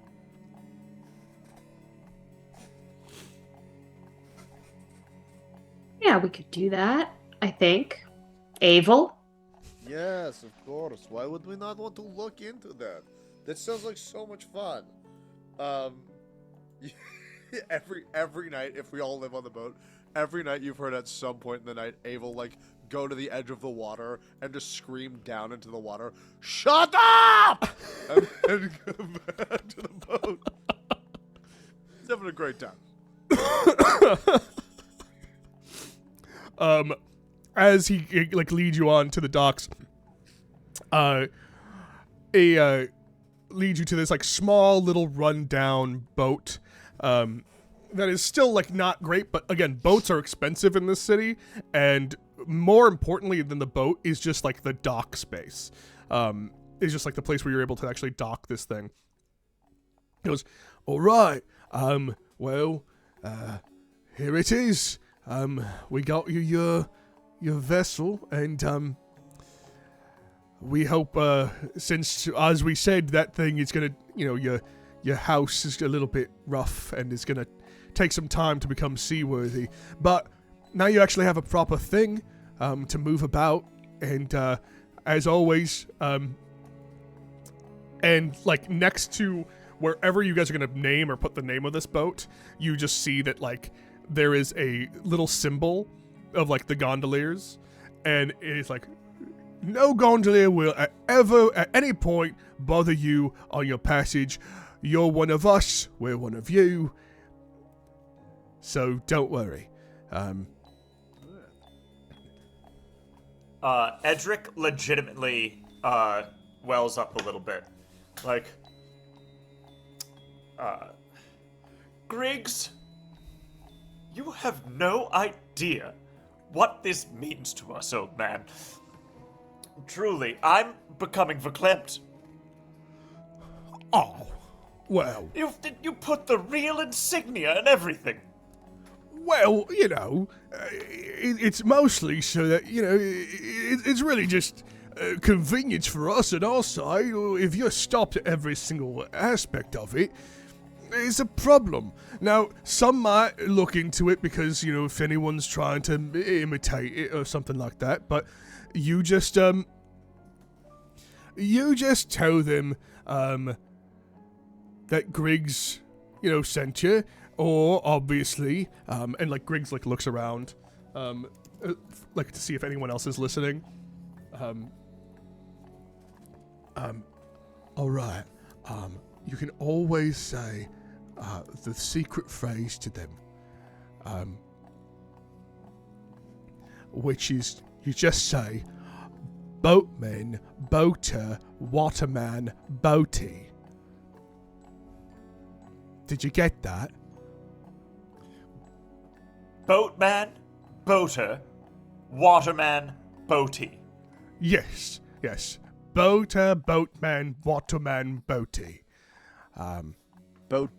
Boaty is the last word? Boaty. Yeah.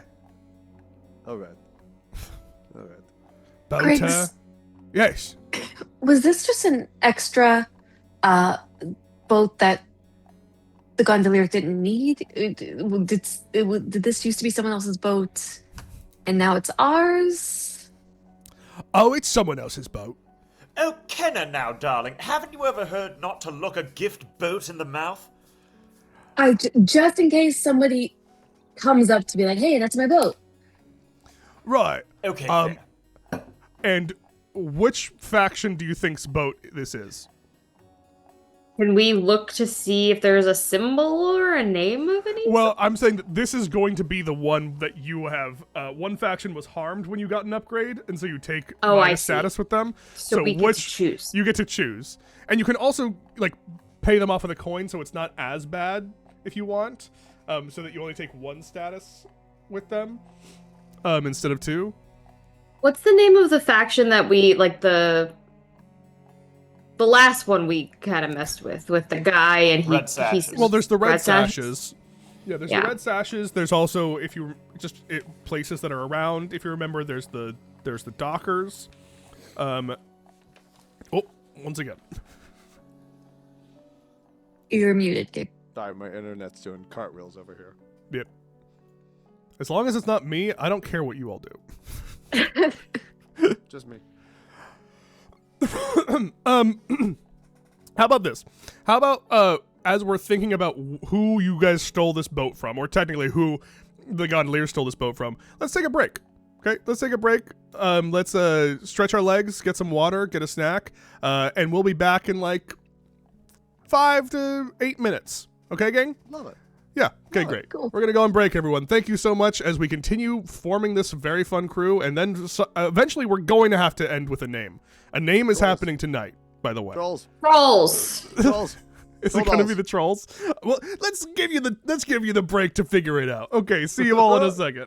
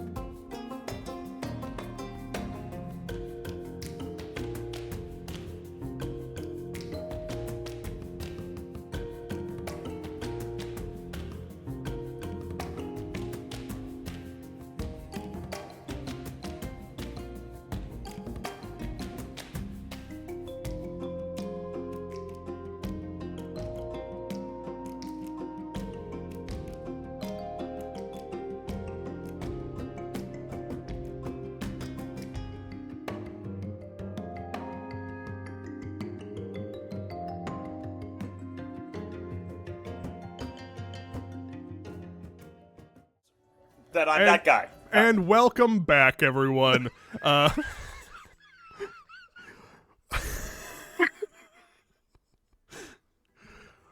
We could have waited for Marty to sit down, but it didn't feel like the actual authentic experience of I what told is them happening. I was filling my water. Yeah. After apologizing for being the last one to come back from break. But we are now talking about who we want to be your, honestly, like, first real enemy for sure. That's what you guys are deciding. That's really what you're deciding, is who is, like, your first enemy, because no matter how much money you pay, you're at the very least going to be at a -1, which is that they are interfering with you. Specifically, it says that, like, if they have the opportunity, they will make life harder for you, as long as it doesn't make life harder for them. And they expect you to do the same thing to them, so they're gonna strike first. That's just if you pay money to, like, pay them off. You could get to, like, actively hostile, where they're, like, just going after you. So, who do we think we stole this boat from? We've had even while we were on break, we had a couple of names we were talking about. I think the funniest and most poignant choice is the Bluecoats. Hello, Raiders. Thank you so much for coming on in. Hello, Lollygaggers. It's so nice to have you on here. We're Hero Club. We are usually playing D&D and Dungeons and Dragons, and we have a podcast. This is our second time playing Blades in the Dark, and we are doing a full, like, crew creation. We started with the score, now we're doing crew creation and then downtime, and a lot of our people have never played before, so we're kind of, like, actively talking about every single part of it in detail. Welcome on in. Hope you have a good time. The Lollygaggers sound like a friendly faction to us. Yeah, But, can like, we they have could be. stolen That's a great ship from the faction name. Lollygaggers? You can also call the ship the Lollygagger, if you want. If you want to name the ship. It feels very poignant at the moment. It does feel very poignant yes. in the moment, and I'd be fine with that if your first ship was named the Lollygagger. Our vehicle. I was going to The call lo- it the vehicle. Sapphire Queen. I know But, that that's what Sapphire. I know that that's what I know don't that's like what Edric wants to call it, but Gabe loves it. okay. I like Azure it. Cloud? Dark Cloud I like more. Do you want to have stolen a boat from the Bluecoats? Is that what we want to do? 100%. Fuck Okay. the police. And then we're gonna name it something So blue. funny. Okay, We're gonna and, name it a blue thing. No, and we can name it the Lollygagger. I mean, I we think took that, like, a little long stealing it. okay, so I need to know something. Who you're stealing from the Bluecoats?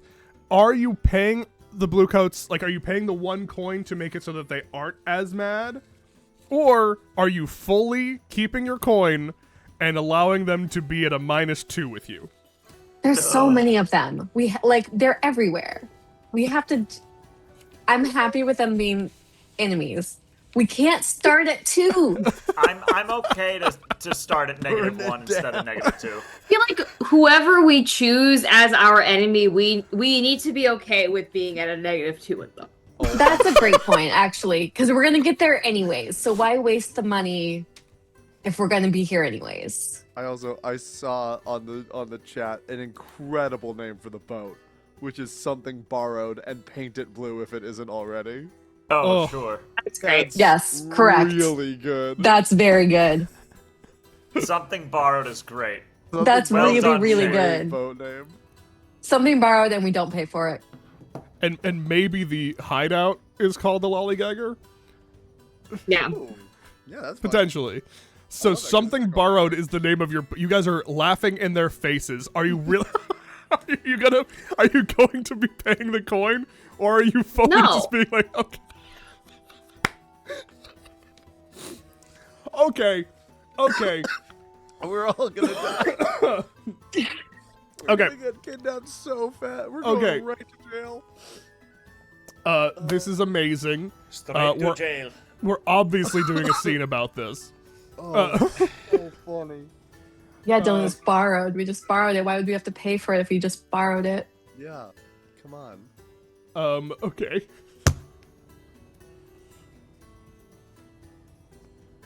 Okay, so not you. Oh my god, we do have to return it once we get really rich, and we're just like, here, it's back. We don't need it. Yeah, we have a fleet. Or now, we don't need this one. not. Yeah, we.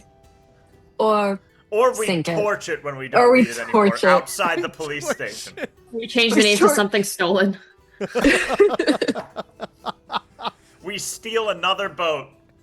Torch that one too. I think you have. Oh my god. Just so it doesn't come to blows, maybe. You are. Who is the cop that really is your, like, you know, Javert? Who is the cop who really fucking hates you guys? Yes. Let me figure that out. God, okay, faction. Where are the factions? Dear Lord. I honestly, I love this reputation. I do love we're this. That we're like, there's one cop who fucking hates it. It was his boat. It was his boat. Probably. Okay. Okay. So I think, like, about a week after you first have gotten something borrowed, and you have painted it blue, it bears the gondoliers' mark now that you are fully allies with them. And so because of that, there is a lot of respect that comes around with floating around the canals with this boat. You guys come to dock at your normal port. You dock your ship, and it's a bit of a dingy dock, a little bit like, you know, close to the old bridge. And sitting like leaning up against a box of crates by where you're docking is just this really Weasley looking small blue coat who's just kind of eyeing you all very seriously.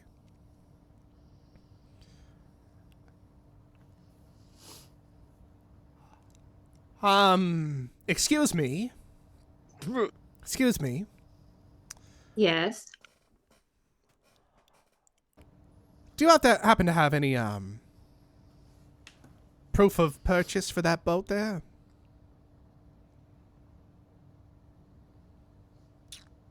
For that one right there?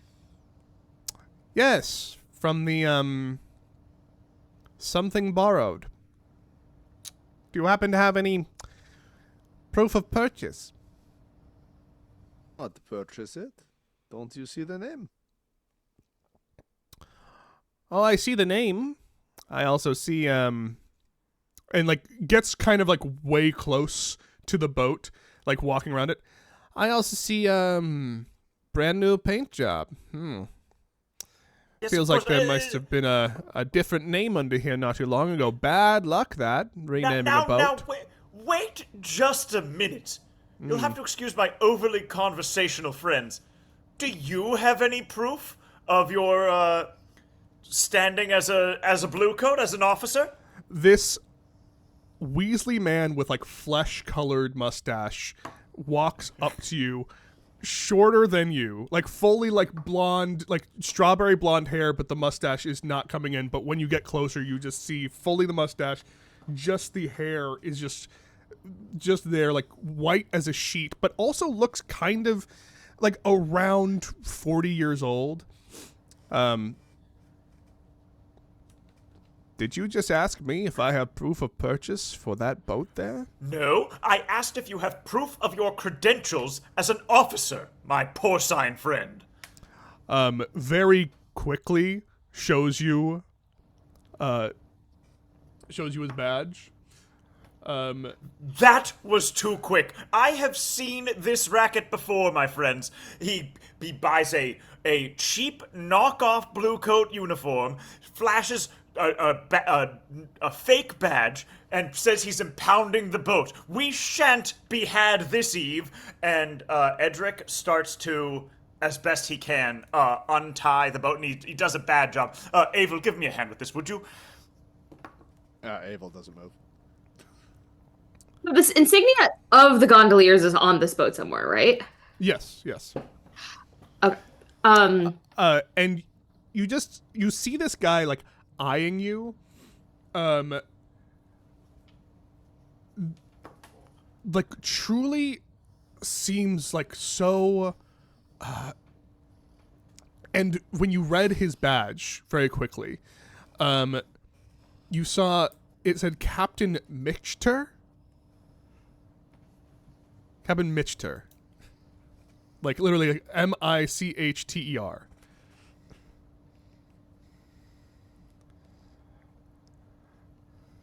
Okay, Officer Michter.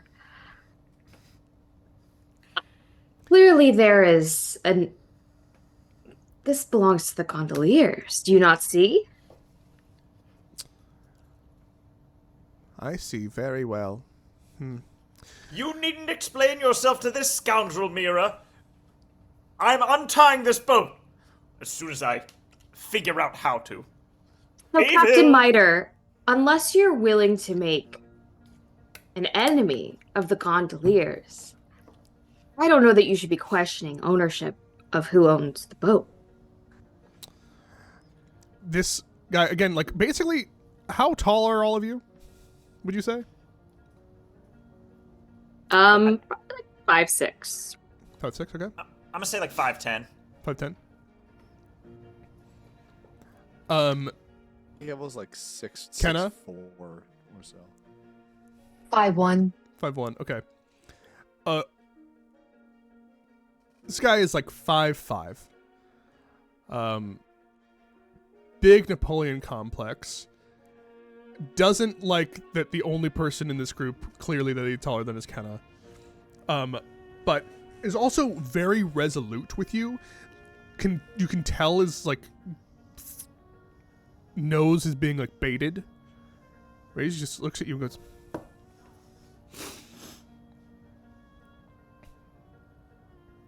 I've given you my name. What's all of your names?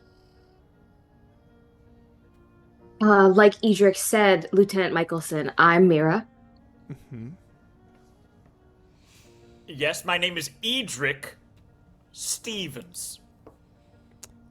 Right. Takes out like a little pad of like paper and like a ink pen and just like starts jotting something down. Just right. All right. I'm Dara. Are you investigating? Did someone report a stolen boat? Is there anything we can help with? I'd be happy to keep an eye out. As it happens, one of our boats did go missing not too long ago.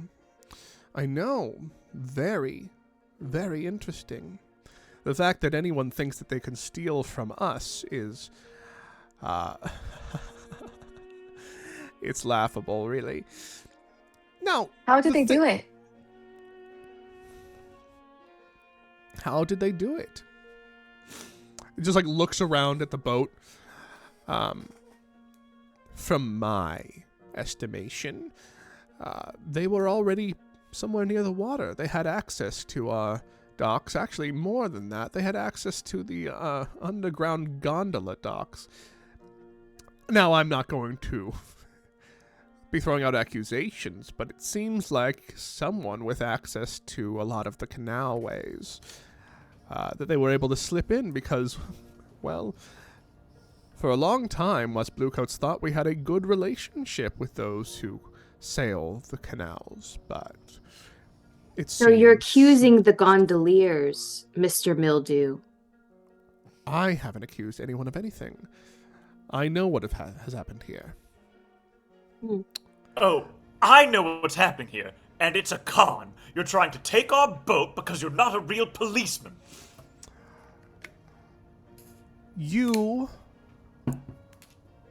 I will save Edric, for by last. the way, is like covered in rope. And it just like looks. I will save for last. When each one of your friends is behind bars, I think you will break very easily being alone.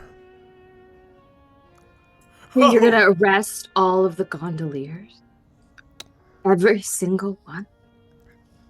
I will arrest every single person in Duskfall who gets in our way.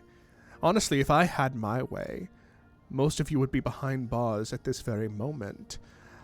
If I had my way, most of you would be working at the rails. Most of you would be in your place. Don't you have more important things to investigate than a boat? Are you not a cop? Or are you just upset because of something else going on in your life? And she kind of like goes like this.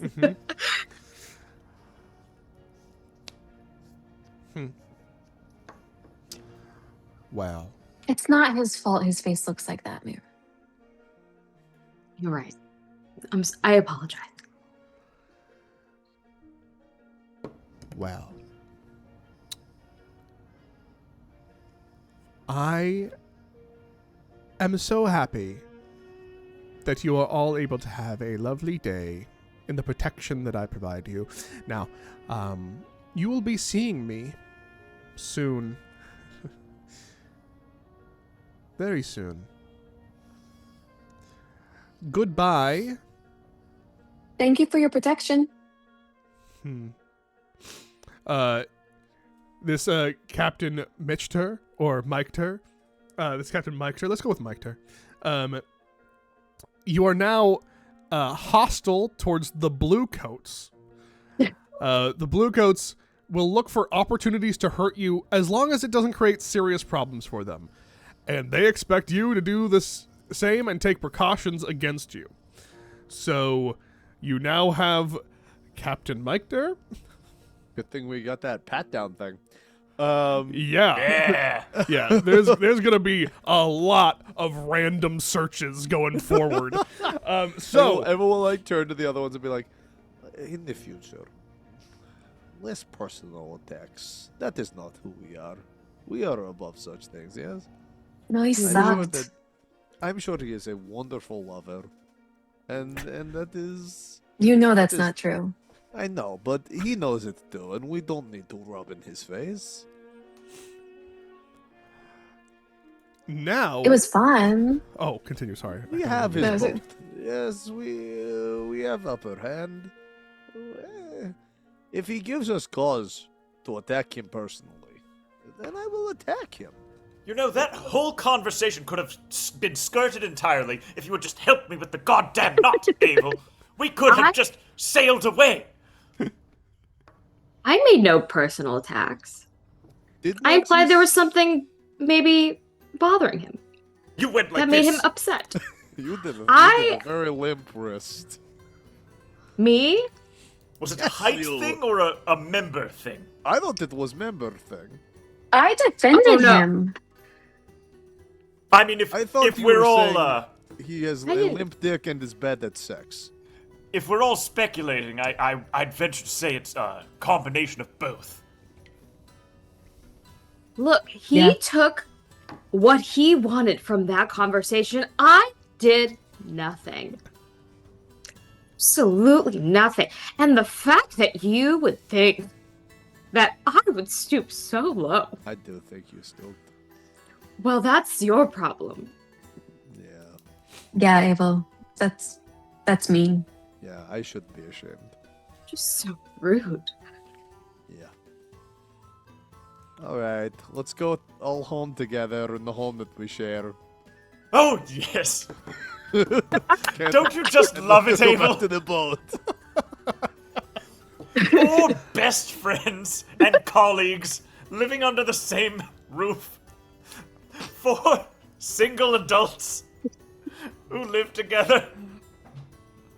so now we do our final thing of crew creation before we go into full downtime of what you guys would be doing, which is that you choose your favorite contact. So you have a list of contacts Griggs. on the Griggs is a different contact. So like you have specifically contacts from the smugglers. Look, you guys are already allied with Griggs. Griggs can go no higher at this point. We just really like So- Griggs. Your contacts are Ellen, a dock worker. Yeah, thank you. Molly, you put it in chat. Roland, a drug dealer. Sarah, an arms dealer. Niall, a spirit trafficker. Decker, an anarchist. And Esme, a tavern owner. It's gotta be the anarchist, right? Yeah. There's no way it's not. There's fucking no way it's not the anarchist. For what? Just who we're gonna talk to next? Yeah. We're Yeah, it's too gotta be. deep. Yeah, we're too Okay. deep. So, okay, this is very clearly becoming something. We're building community. Like it said in the anarchist handbook that Decker handed to me. Okay, so Decker. Well, give me a second. I need to go back to the faction sheet for you guys, so I can talk about. So, but what you also do here, and this is fun because it's another thing with the faction stuff, is that one of the factions in the world like loves Decker. And is like, hey, you're good with Decker, you're good with us. So you get like a bonus with them. And one group fucking hates Decker. And so If it's already the blue coats, I'm gonna be so happy. I'm gonna tell you right now, if you guys go any further with the blue coats, you're at war with the blue coats. And you literally, like, I'm telling you right now, you can't Don't do this. Like you could if you wanted to. It's just that your life would become. It's a short game. It's a really short game. It's shortest game possible. You're already skirting the Samurai line. thing. It's the samurai thing in whatever it is where he's like, I beg you, start lower. Yeah, I beg you start lower. I truly like so one faction is friendly with your contact, you take one status with them. One faction is unfriendly with your contact. And then at your option, you can increase the intensity of the faction's relationship with your contact and take a +2 or a -2 instead. So you could be like, another faction hates us really bad, but another faction's really good with us. Cause we know Decker, which is the funniest thing. You know, So- ladies, according to this material Decker gave me, we shouldn't at some point even surpass the need for the blue coats. You see, it's social consequences that should drive people to do the right thing. And we shouldn't live in a punitive society. It's something else. It's really quite an arresting read. So yeah, Decker, and we will look. Trust me. Once we figure this out, we will have a scene where you guys met Decker. Decker. It's not just Edric's former roommate. By the way, this is friend going to be from really college. bad. This is going to be really bad with Edric and the overspending that he does on his own time. Like, what is property even? Like, Jesus Christ. I think Which, if someone one wants to have, faction sorry, Abe? faction that loves Decker and one faction that hates Decker right now. We can do that, or we can just do a scene with Decker right now and just see where that goes, and then kind of get the vibe and feel like what we want from there. I think we can just pick. Okay, What either do you- way. yeah. Decker. No, we know it's Decker. Okay. I thought you said choose. I was like, Decker, Dylan. I don't know what you want from us. Decker. Fucking Decker, Dylan. I very clearly, and I have a feeling you guys Wait. are going to increase your intensity of the faction's relationship since you guys clearly are all in Maybe- on Decker. Maybe we meet Decker and he will tell us who he likes and who he doesn't like, and then we Oh. don't have to decide anything. Oh, okay. Though I kind of like picking something insane. Like, Yeah. he fucking loves the Dimmer sisters. These The housebound Dimmer sisters? recluses with an occult reputation. It's not that. There's a Grey Gardens in this world? Kinda. Oh, it's so funny. Oh my god. So, what do do you guys want to find a faction that you want to? there's Obviously, so Decker is a many. part of this. We know that. We get to pick the faction that he's good with and the faction he's bad with? Like, yeah, The 'cause again, Gondoliers. this is a game. You can't go any higher with the Gondoliers. Okay. You are maxed out with the I'm saying Gondoliers. the He hates the blue coats. Yeah. Okay. What's another faction that hates the Bluecoats? There's quite a lot. few. Most gangs don't like the Bluecoats. Why? Can we get more backstory onto why most gangs don't like the cops? Okay. So, Okay. you could have that there's, like, the Foundation, which are the powerful of ancient order of architects and builders. Many of their enemies have disappeared behind the brick and mortar of Duskfall. Oh, that's so sick. You could have it be that he's one of the Dockers. That was what I was gonna throw out. And so there. you're just good with both Dockers and Gondoliers. You're just because like, we are fuck whoever you at are. the docks. If people come for us, they've got to go through the Dockers I'm good with and the that. Gondoliers. I don't hate like being buttressed on all sides by I don't hate that either. the people near us. But what do you guys? And I can see a Decker the Docker. Decker the I Docker. bet he hates that. Well, I don't. He What would about- probably not align himself with any Not one of the particular. Dockers. Yeah, he's not a Docker, but the Dockers are like, oh, we fuck with Decker heavy. Hashtag Dockers love Decker. Dockers love Decker. Yes, The Hive is also. propose. yes. Sorry, I think Hive is great for a pro. Could I propose that just Lord Skurlock hates Decker? Who's Lord Skurlock? Just Lord Skurlock. That's An a ancient guy. noble, said to be immortal, possibly a vampire. I mean, Crazy. I would like that. Obsessed with arcane secrets. Is he a faction? Like, does it count? Can he In be the a same person? way that Ulf Ironborn is a faction. Yup. Yeah, don't forget that Ulf Ironborn is out there. If you think he is not at the top of my mind, Do you want to fight him or be best boys with him? not sure yet. All right. What, You know, okay, I like the idea that Decker is just like the one person that Ulf is just like something crazy Something about that anarchist Decker Decker, guy. did made Ulf's life really easy one day in terms I of also getting love some this. territory, and Ulf was like, "Hey, we're good." I'm Do we do just the two individuals? Like this solos? one That is guy so hates him and this fucking one funny. guy loves loves him, him. and the Lord fucking hates him.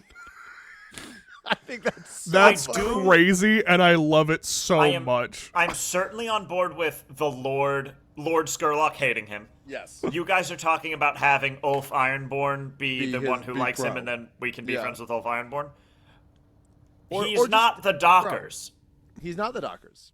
No, but I'm okay with that.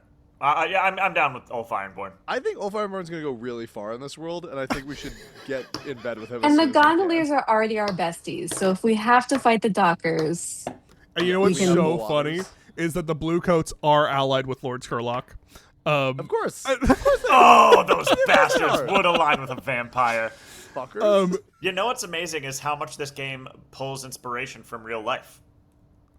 yeah, he's Whole- hoarding wealth like a Like, motherfucker. oh no, the cops Whole- like the old white The guy. I've decided undying Lord Skurlock old is right. rich man. Yeah. Holy shit.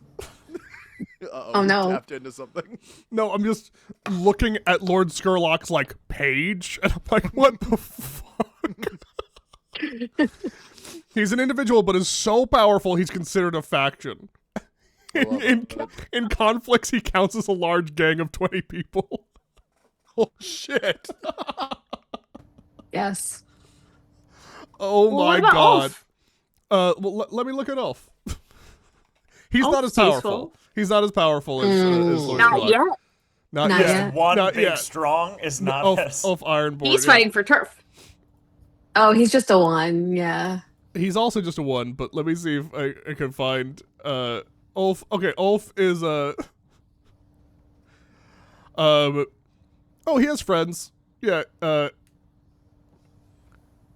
wow, okay, so yeah. It would make sense that he would, yeah. That Ulf would be friends with this guy. It really would. I'm so happy. Okay. So,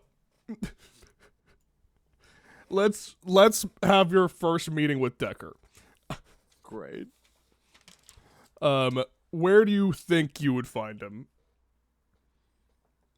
Could We- be we- anywhere. Anywhere? Okay. He's all over the place. A bar? Daggertown.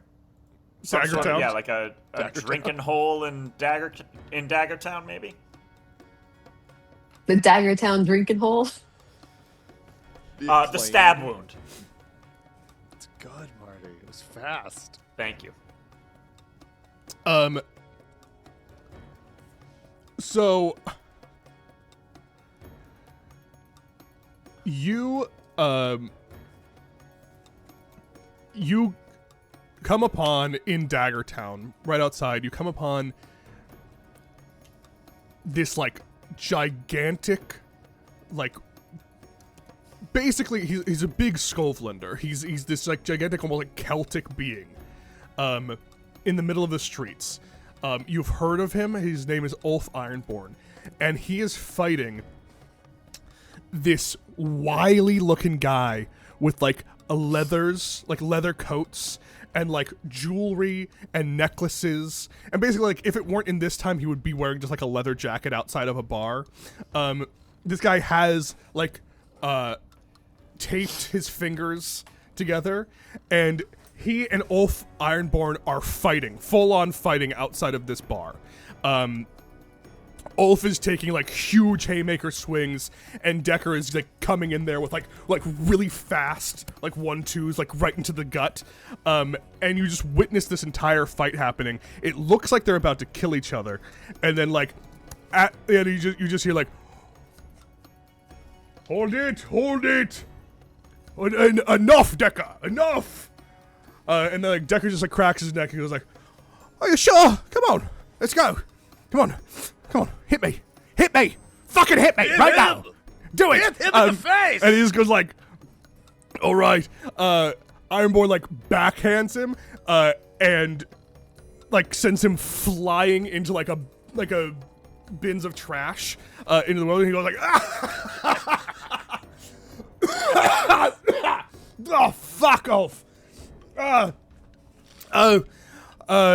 And like people start like have been like wandering around, and he just goes like, "Oh, fuck off!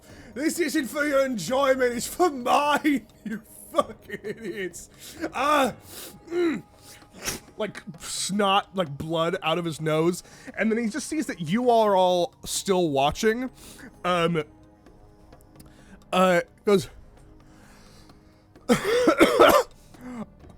"Ulf, do you know these guys?"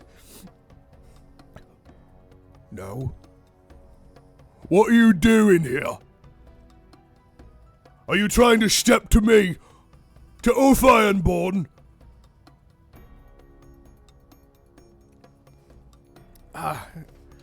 Sorry. Ulf, it's fine. I think I actually know these guys. Or at least I've heard of them. You are. Abel's already rolling up his sleeves, just like he's fucking ready to go. And he's like, "Oh, good man, all right. Fuck. Hey, you all work with the gondoliers, right? Right? Yes. Yeah. Yes. Oh, this is what I'm talking about, Ulf. Ulf, if you want to get something going in the city, you need to, like, you know, you need to, like, get some stuff in there. You need some, not just places to be, you need some people who know what they're doing, who can get the stuff that we fucking need. Is that right?" And Ulf just goes, "This has nothing to do with me. Ulf is gone." Ulf eyes you all.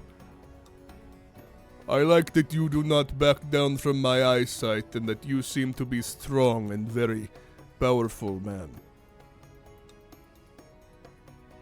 I like your beard. Ulf is I taken also with. like his beard. Oh. Ulf is taken with both handsome and beautiful people who are complimenting me. Ulf Ironborn will not try to take away any of your valuables or any of your turf at this moment. Ulf and you all will be... I think our friend would really like you to punch him. Is this true? I will punch you, you will punch me. We will see if either of us hits the ground. This seems to be a very good compromise. Havid! Another like guy comes up and goes like, "Yes, Ulf. If he punches too hard and it somehow takes over, you become his second in command." Yes, Ulf. All right. You all this won't matter for this, but let's just roll to see how this resolves out.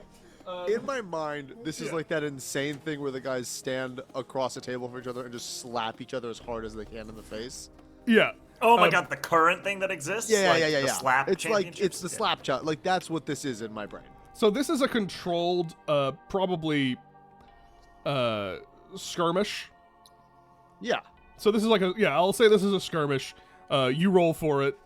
You're controlled because this is like you're literally asking each other to stand behind and do it. Yeah. Right. So yeah. What does controlled mean mechanically? So controlled just means that like it, you act on your own terms. You will essentially do it with like increased effect. Like things won't ever be as bad because you're not rolling it risky. All right. Here we go. 5. 5. Okay. So you hesitate for a moment. Like, I think once Ulf comes upon you, you see how much bigger Ulf actually is than you. Yeah. And as, like, you go to slap, you hesitate for a moment, and then, boom! Just a huge hit right into the face. You get your slap off, but you get, like, knocked around. So you have reduced effect, but you get, like, none of you get knocked on your ass, but you are, because you guys were, like, playing, essentially, you don't take lesser harm or anything like that, but you are just like, clearly he had the one up on you. He got you. Yeah. Ulf just goes, "Do not interfere with anything of mine. I will not interfere with anything of yours. If you call for help, and it suits me, Ulf will help. I expect you to do same." Deal. All right. Anything you need, we can get. Yeah. I need nothing but the clothes on my back. Decker, though. These good people. Crazy. Might need something. And, like, Decker just goes, like, almost sidles in, like, "Yeah, all right." So, I am, I'm looking for, I'm looking for someone who can get me some things. Would you might be people who could be able to procure some things for me? Yes. All right. Now, I have to ask you this. How's you feel about the city burning to the ground at any point in your lifetime? All of it? We live in the city. Yes. Live on a boat. A boat that's docked in the city. I'm just saying, how do you feel about the idea of fire and mayhem, but at the end of it, rising from the ashes like a phoenix, like someone who's reborn, more powerful, standing atop the rubble, and then we rule it all? How do you feel about that? Is my thing. The end part sounds nice. Well, I Beginning don't part sounds nice. hate the idea of a change of leadership in the city, and I have partaken in my fair share of fire and mayhem as well. So, pro? All right, we can do something about that. Here's my literature. And he takes out, again, like a basically anarchist, like, and just gives it to you. I think that you'd find some very interesting passages have to do specifically with how the Leviathan hunters have been fucking us for all these years. And I think it's time that we at least get a little bit of a different way to get the power into the city. Name's Decker. And I might be calling on you to procure me some things for my, call it pet project.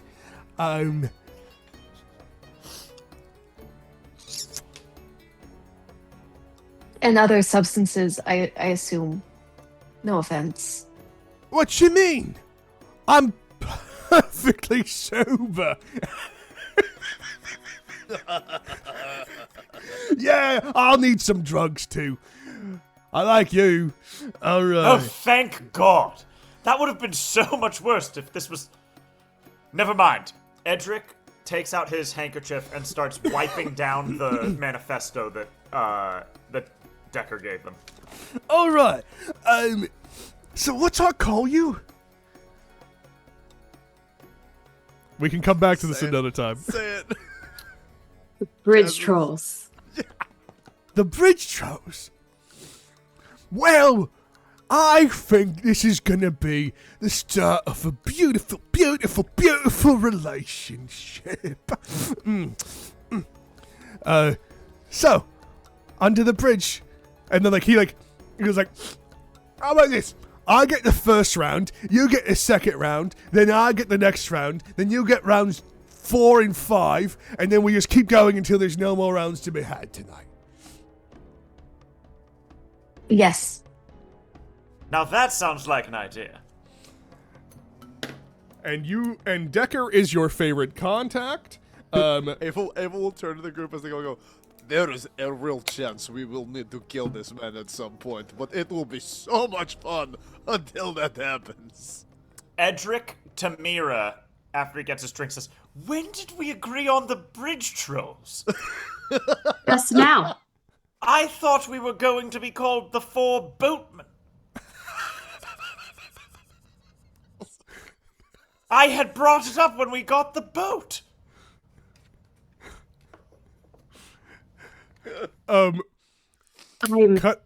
Cutting away from this.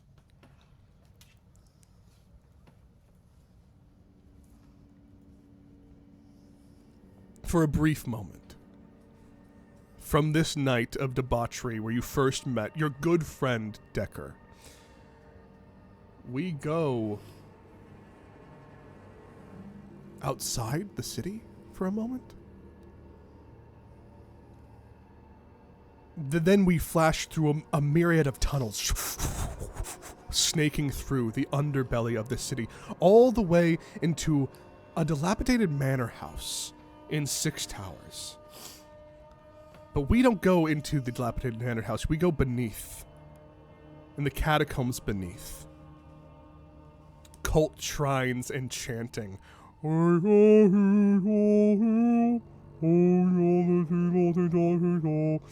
As we follow through, candles extinguish, and you see a brilliantly dressed man, curled mustache, long black coat,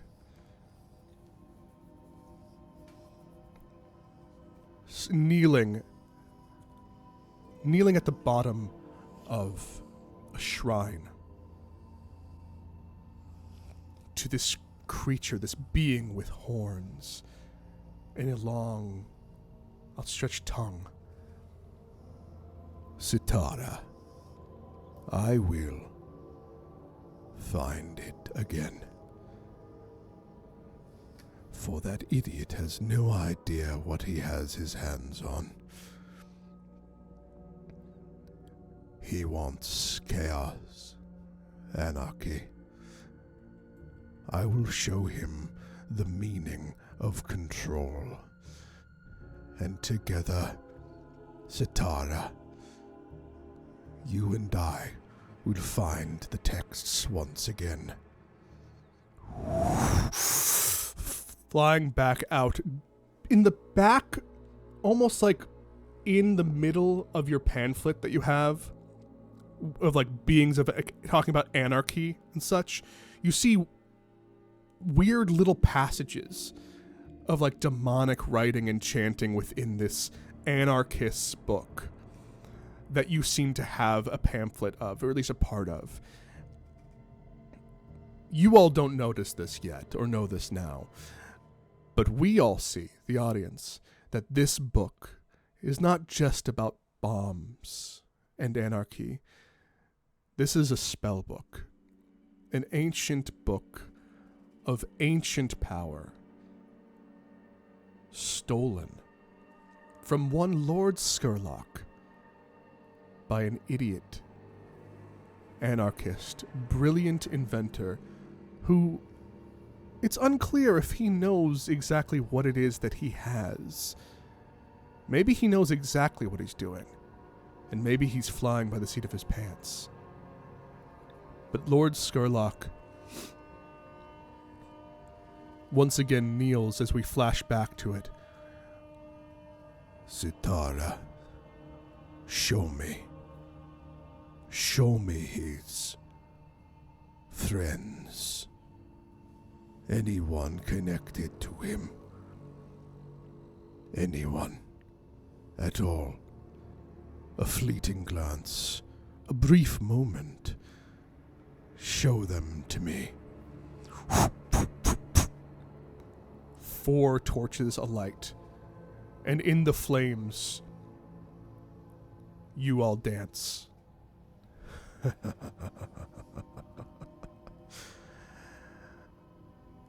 They dare to call themselves trolls. They know not what monsters lurk beneath the bridges of my city. Slow now, Sitara. Soon they will know our presence, these whelps, and I will make them tell me what he has. I will make them tell me about Decker. Decker!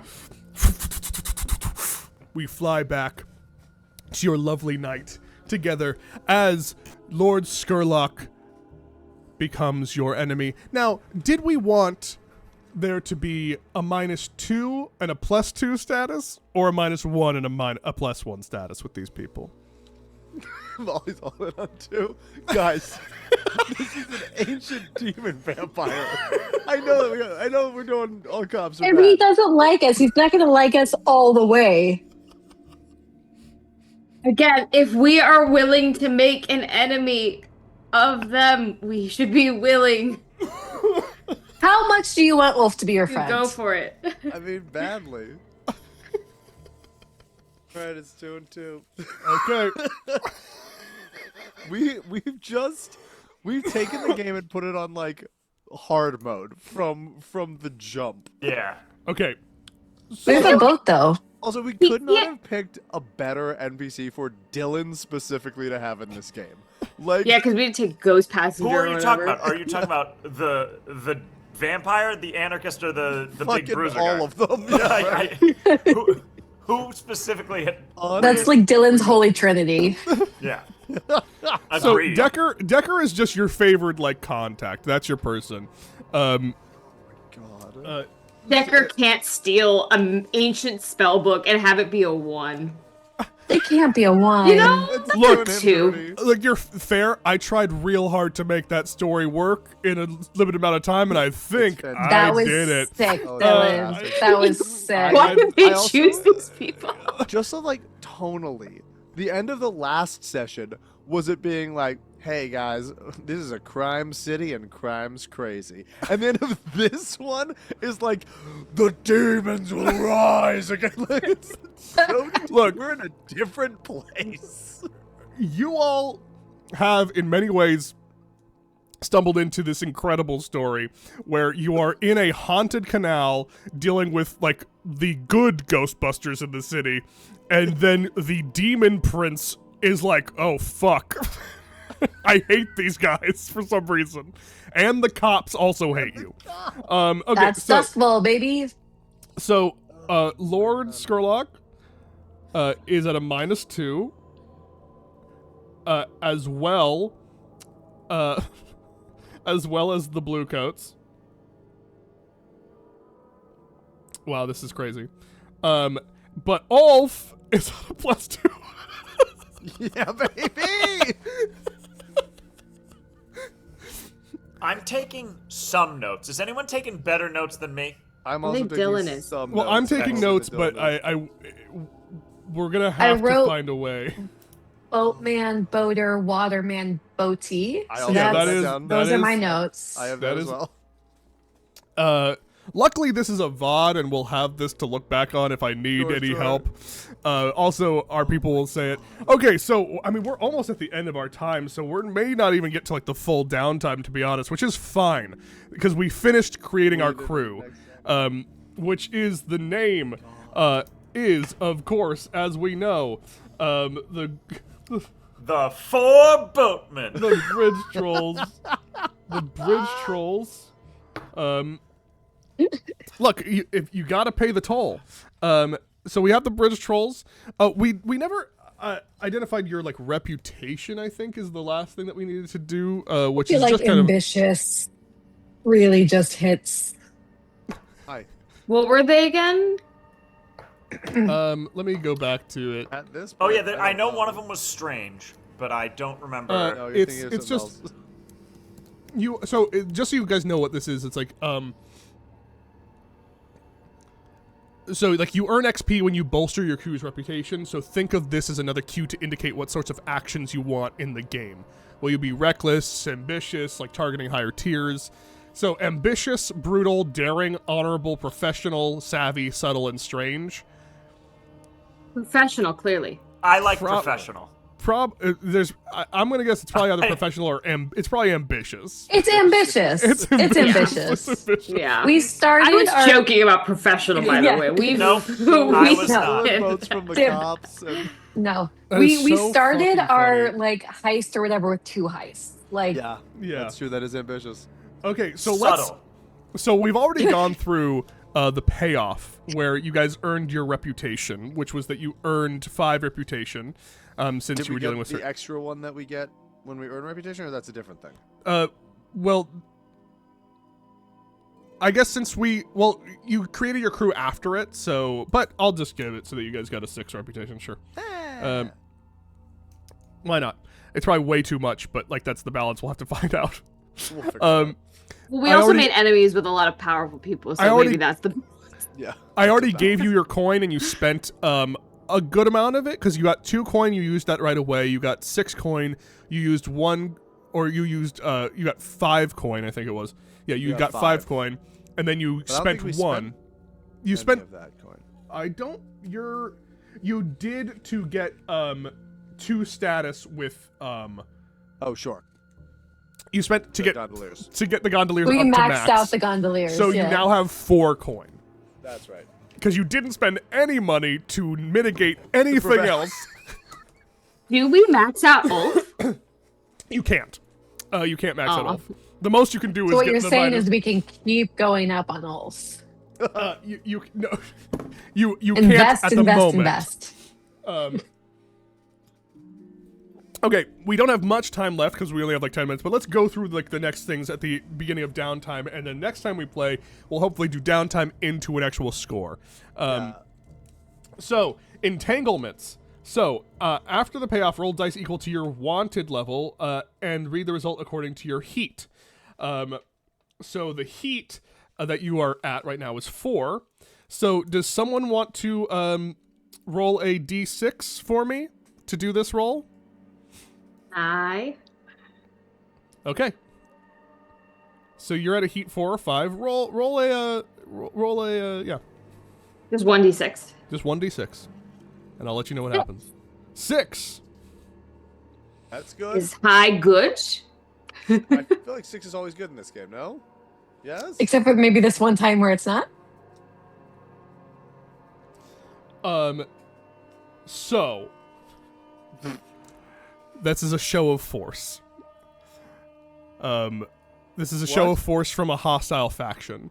No! No! Since you have no claims at the moment, it just means that you lessen your hold on this. So you, instead of having a strong hold, you have a weak hold at the moment, which I know you guys don't know exactly what that means. I barely do either, but that's what happens. And I'm going to say the show of force that happens, you can also go to war, but you, again, I beg of you don't. Tempting. A faction with whom you have a negative status makes a play against your holdings. I think you just find like the next time you come back to your, like after your encounter with Captain Michter, you come back and see like your entire houseboat like trashed, and not only that, but like shown that like no one can stop them. They got to your place so quickly and easily, and it was just a true show of force. Like they just broke some shit inside your houseboat. They like broke some of the renovations that you were doing. Edric had just installed those curtains. My tools, my potions, So you guys, Almost all Edric. my small greenhouse. Oh. so you're at a weak hold because you don't have any claim that they could have taken. They could have taken a claim from you. I don't know what the holds mean. I'll look it up later. Wow, yeah. sure Which it's fine. faction did that? That was the Bluecoats. That was Bluecoats. Bluecoats. Those It was for sure. It was bastards. for sure the Bluecoats. They roughed you up. Lord Skurlock. When Lord Skurlock comes knocking, you'll know. He won't just trash our boat. No, Trash our lives. no. I think what he'll do is he'll like plant a ghost inside of you. Yeah. He'll like plant a ghost in one of you and be like, "Go forth, have a good time." Okay, so that was entanglements. Unreal. And then we get into downtime, which again, I don't think really have time for, but that's fine. We will do downtime the next time we play. Just so you guys know what happens is, when you're in downtime, let's just read it out so that everyone knows what we're going to do next time. And again, we don't know the exact day we're going to do this, but trust me, I think the Bridge Trolls are going to be back whenever whenever we find the time to do that. Oh yeah. Even if it's like a once a month campaign thing, I think we got some hooks in now. Now we have some enemies and allies that we need to deal with. Yeah, keep those fucking billy goats out of here. So at what I call the cops. downtime, at downtime, you're at liberty between scores and find respite from peril. You may pursue 2 downtime activities from the list below. You also recover all of your armor uses. During downtime, you may perform additional activities from the list by spending 1 coin or 1 rep each. So that's something that you can do, is use those resources. For any downtime roll, you add a dice to the roll if you get help from a friend or contact. So, Decker. After the roll, you may increase the result level by 1 for each coin spent. So, like, yeah, you can, like, you're essentially hiring assistants or bribing people. So that one's a good one because it's like, it's not just like, oh, I increase a 1 to a 2. It's I increase a 1, 2, or 3 result to a 4 or 5 result, or a 4 or 5 result to a 6 result. To like the next step. Yeah, it's to the next step. It's the next thing. Like you can also make like a 6 become a critical during downtime by spending a That's coin. really cool. Now coin technically is something that like is for all of your entire group has the coin, so you can split that coin up between you all. Like you can each have just 1 coin on you, and again, coin doesn't mean you have literally 1 coin. It is an abstraction of what like money is. So like a single coin is like the equivalent of having a good amount of money to stock and give to people. So you could keep the coin within your faction, or each I think have 1 coin on you essentially. Or each decide like, hey, let's use the coin each to do something at our downtime. So you all get to do this. You get to each choose 2 of these things. You get to acquire an asset. So you acquire a temporary use of an asset, and then you roll to see like how good the thing is. And so the assets, usually temporary use means like you get to use it for like 1 score or like 1 thing. It's so you're not acquiring like an actual like full-time asset. You're just like, hey, can we get like smoke bombs for this next thing? That kind of thing. But asset is kind of very flexible of what it is. So that's something you can do. You can do a long-term project. This is like if you literally have no idea what you want to do. Long-term project is always a good one to do.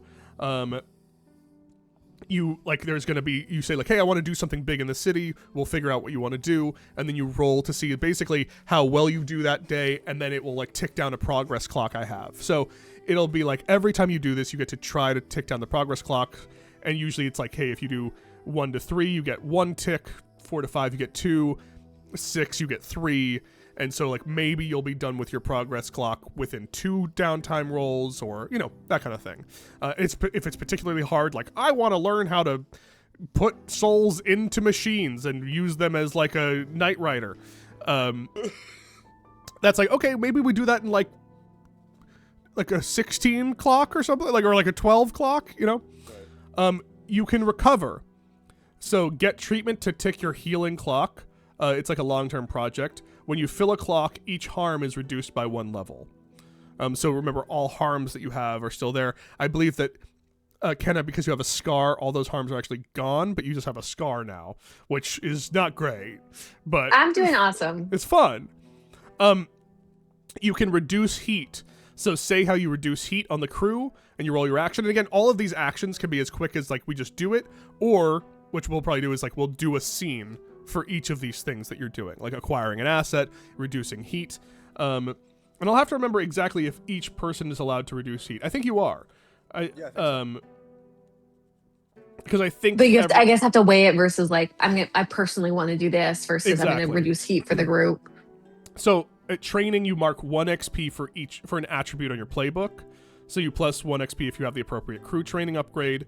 You can train a given XP track only once per downtime. And then this is the Indulge Vice. So you visit a purveyor of your vice and roll dice equal to your lowest attribute. Clear stress equal to your highest die result. If you clear more stress levels than you have marked, you overindulge, which is a whole other thing.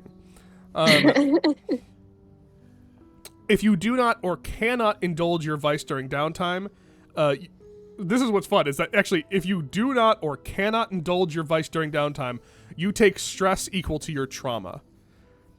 So No. so like there's like a mandatory, you have to indulge in your vice at a certain point because you are traumatized now, Kenna. So it's like, hey, you're traumatized, so you need to, what is your vice again?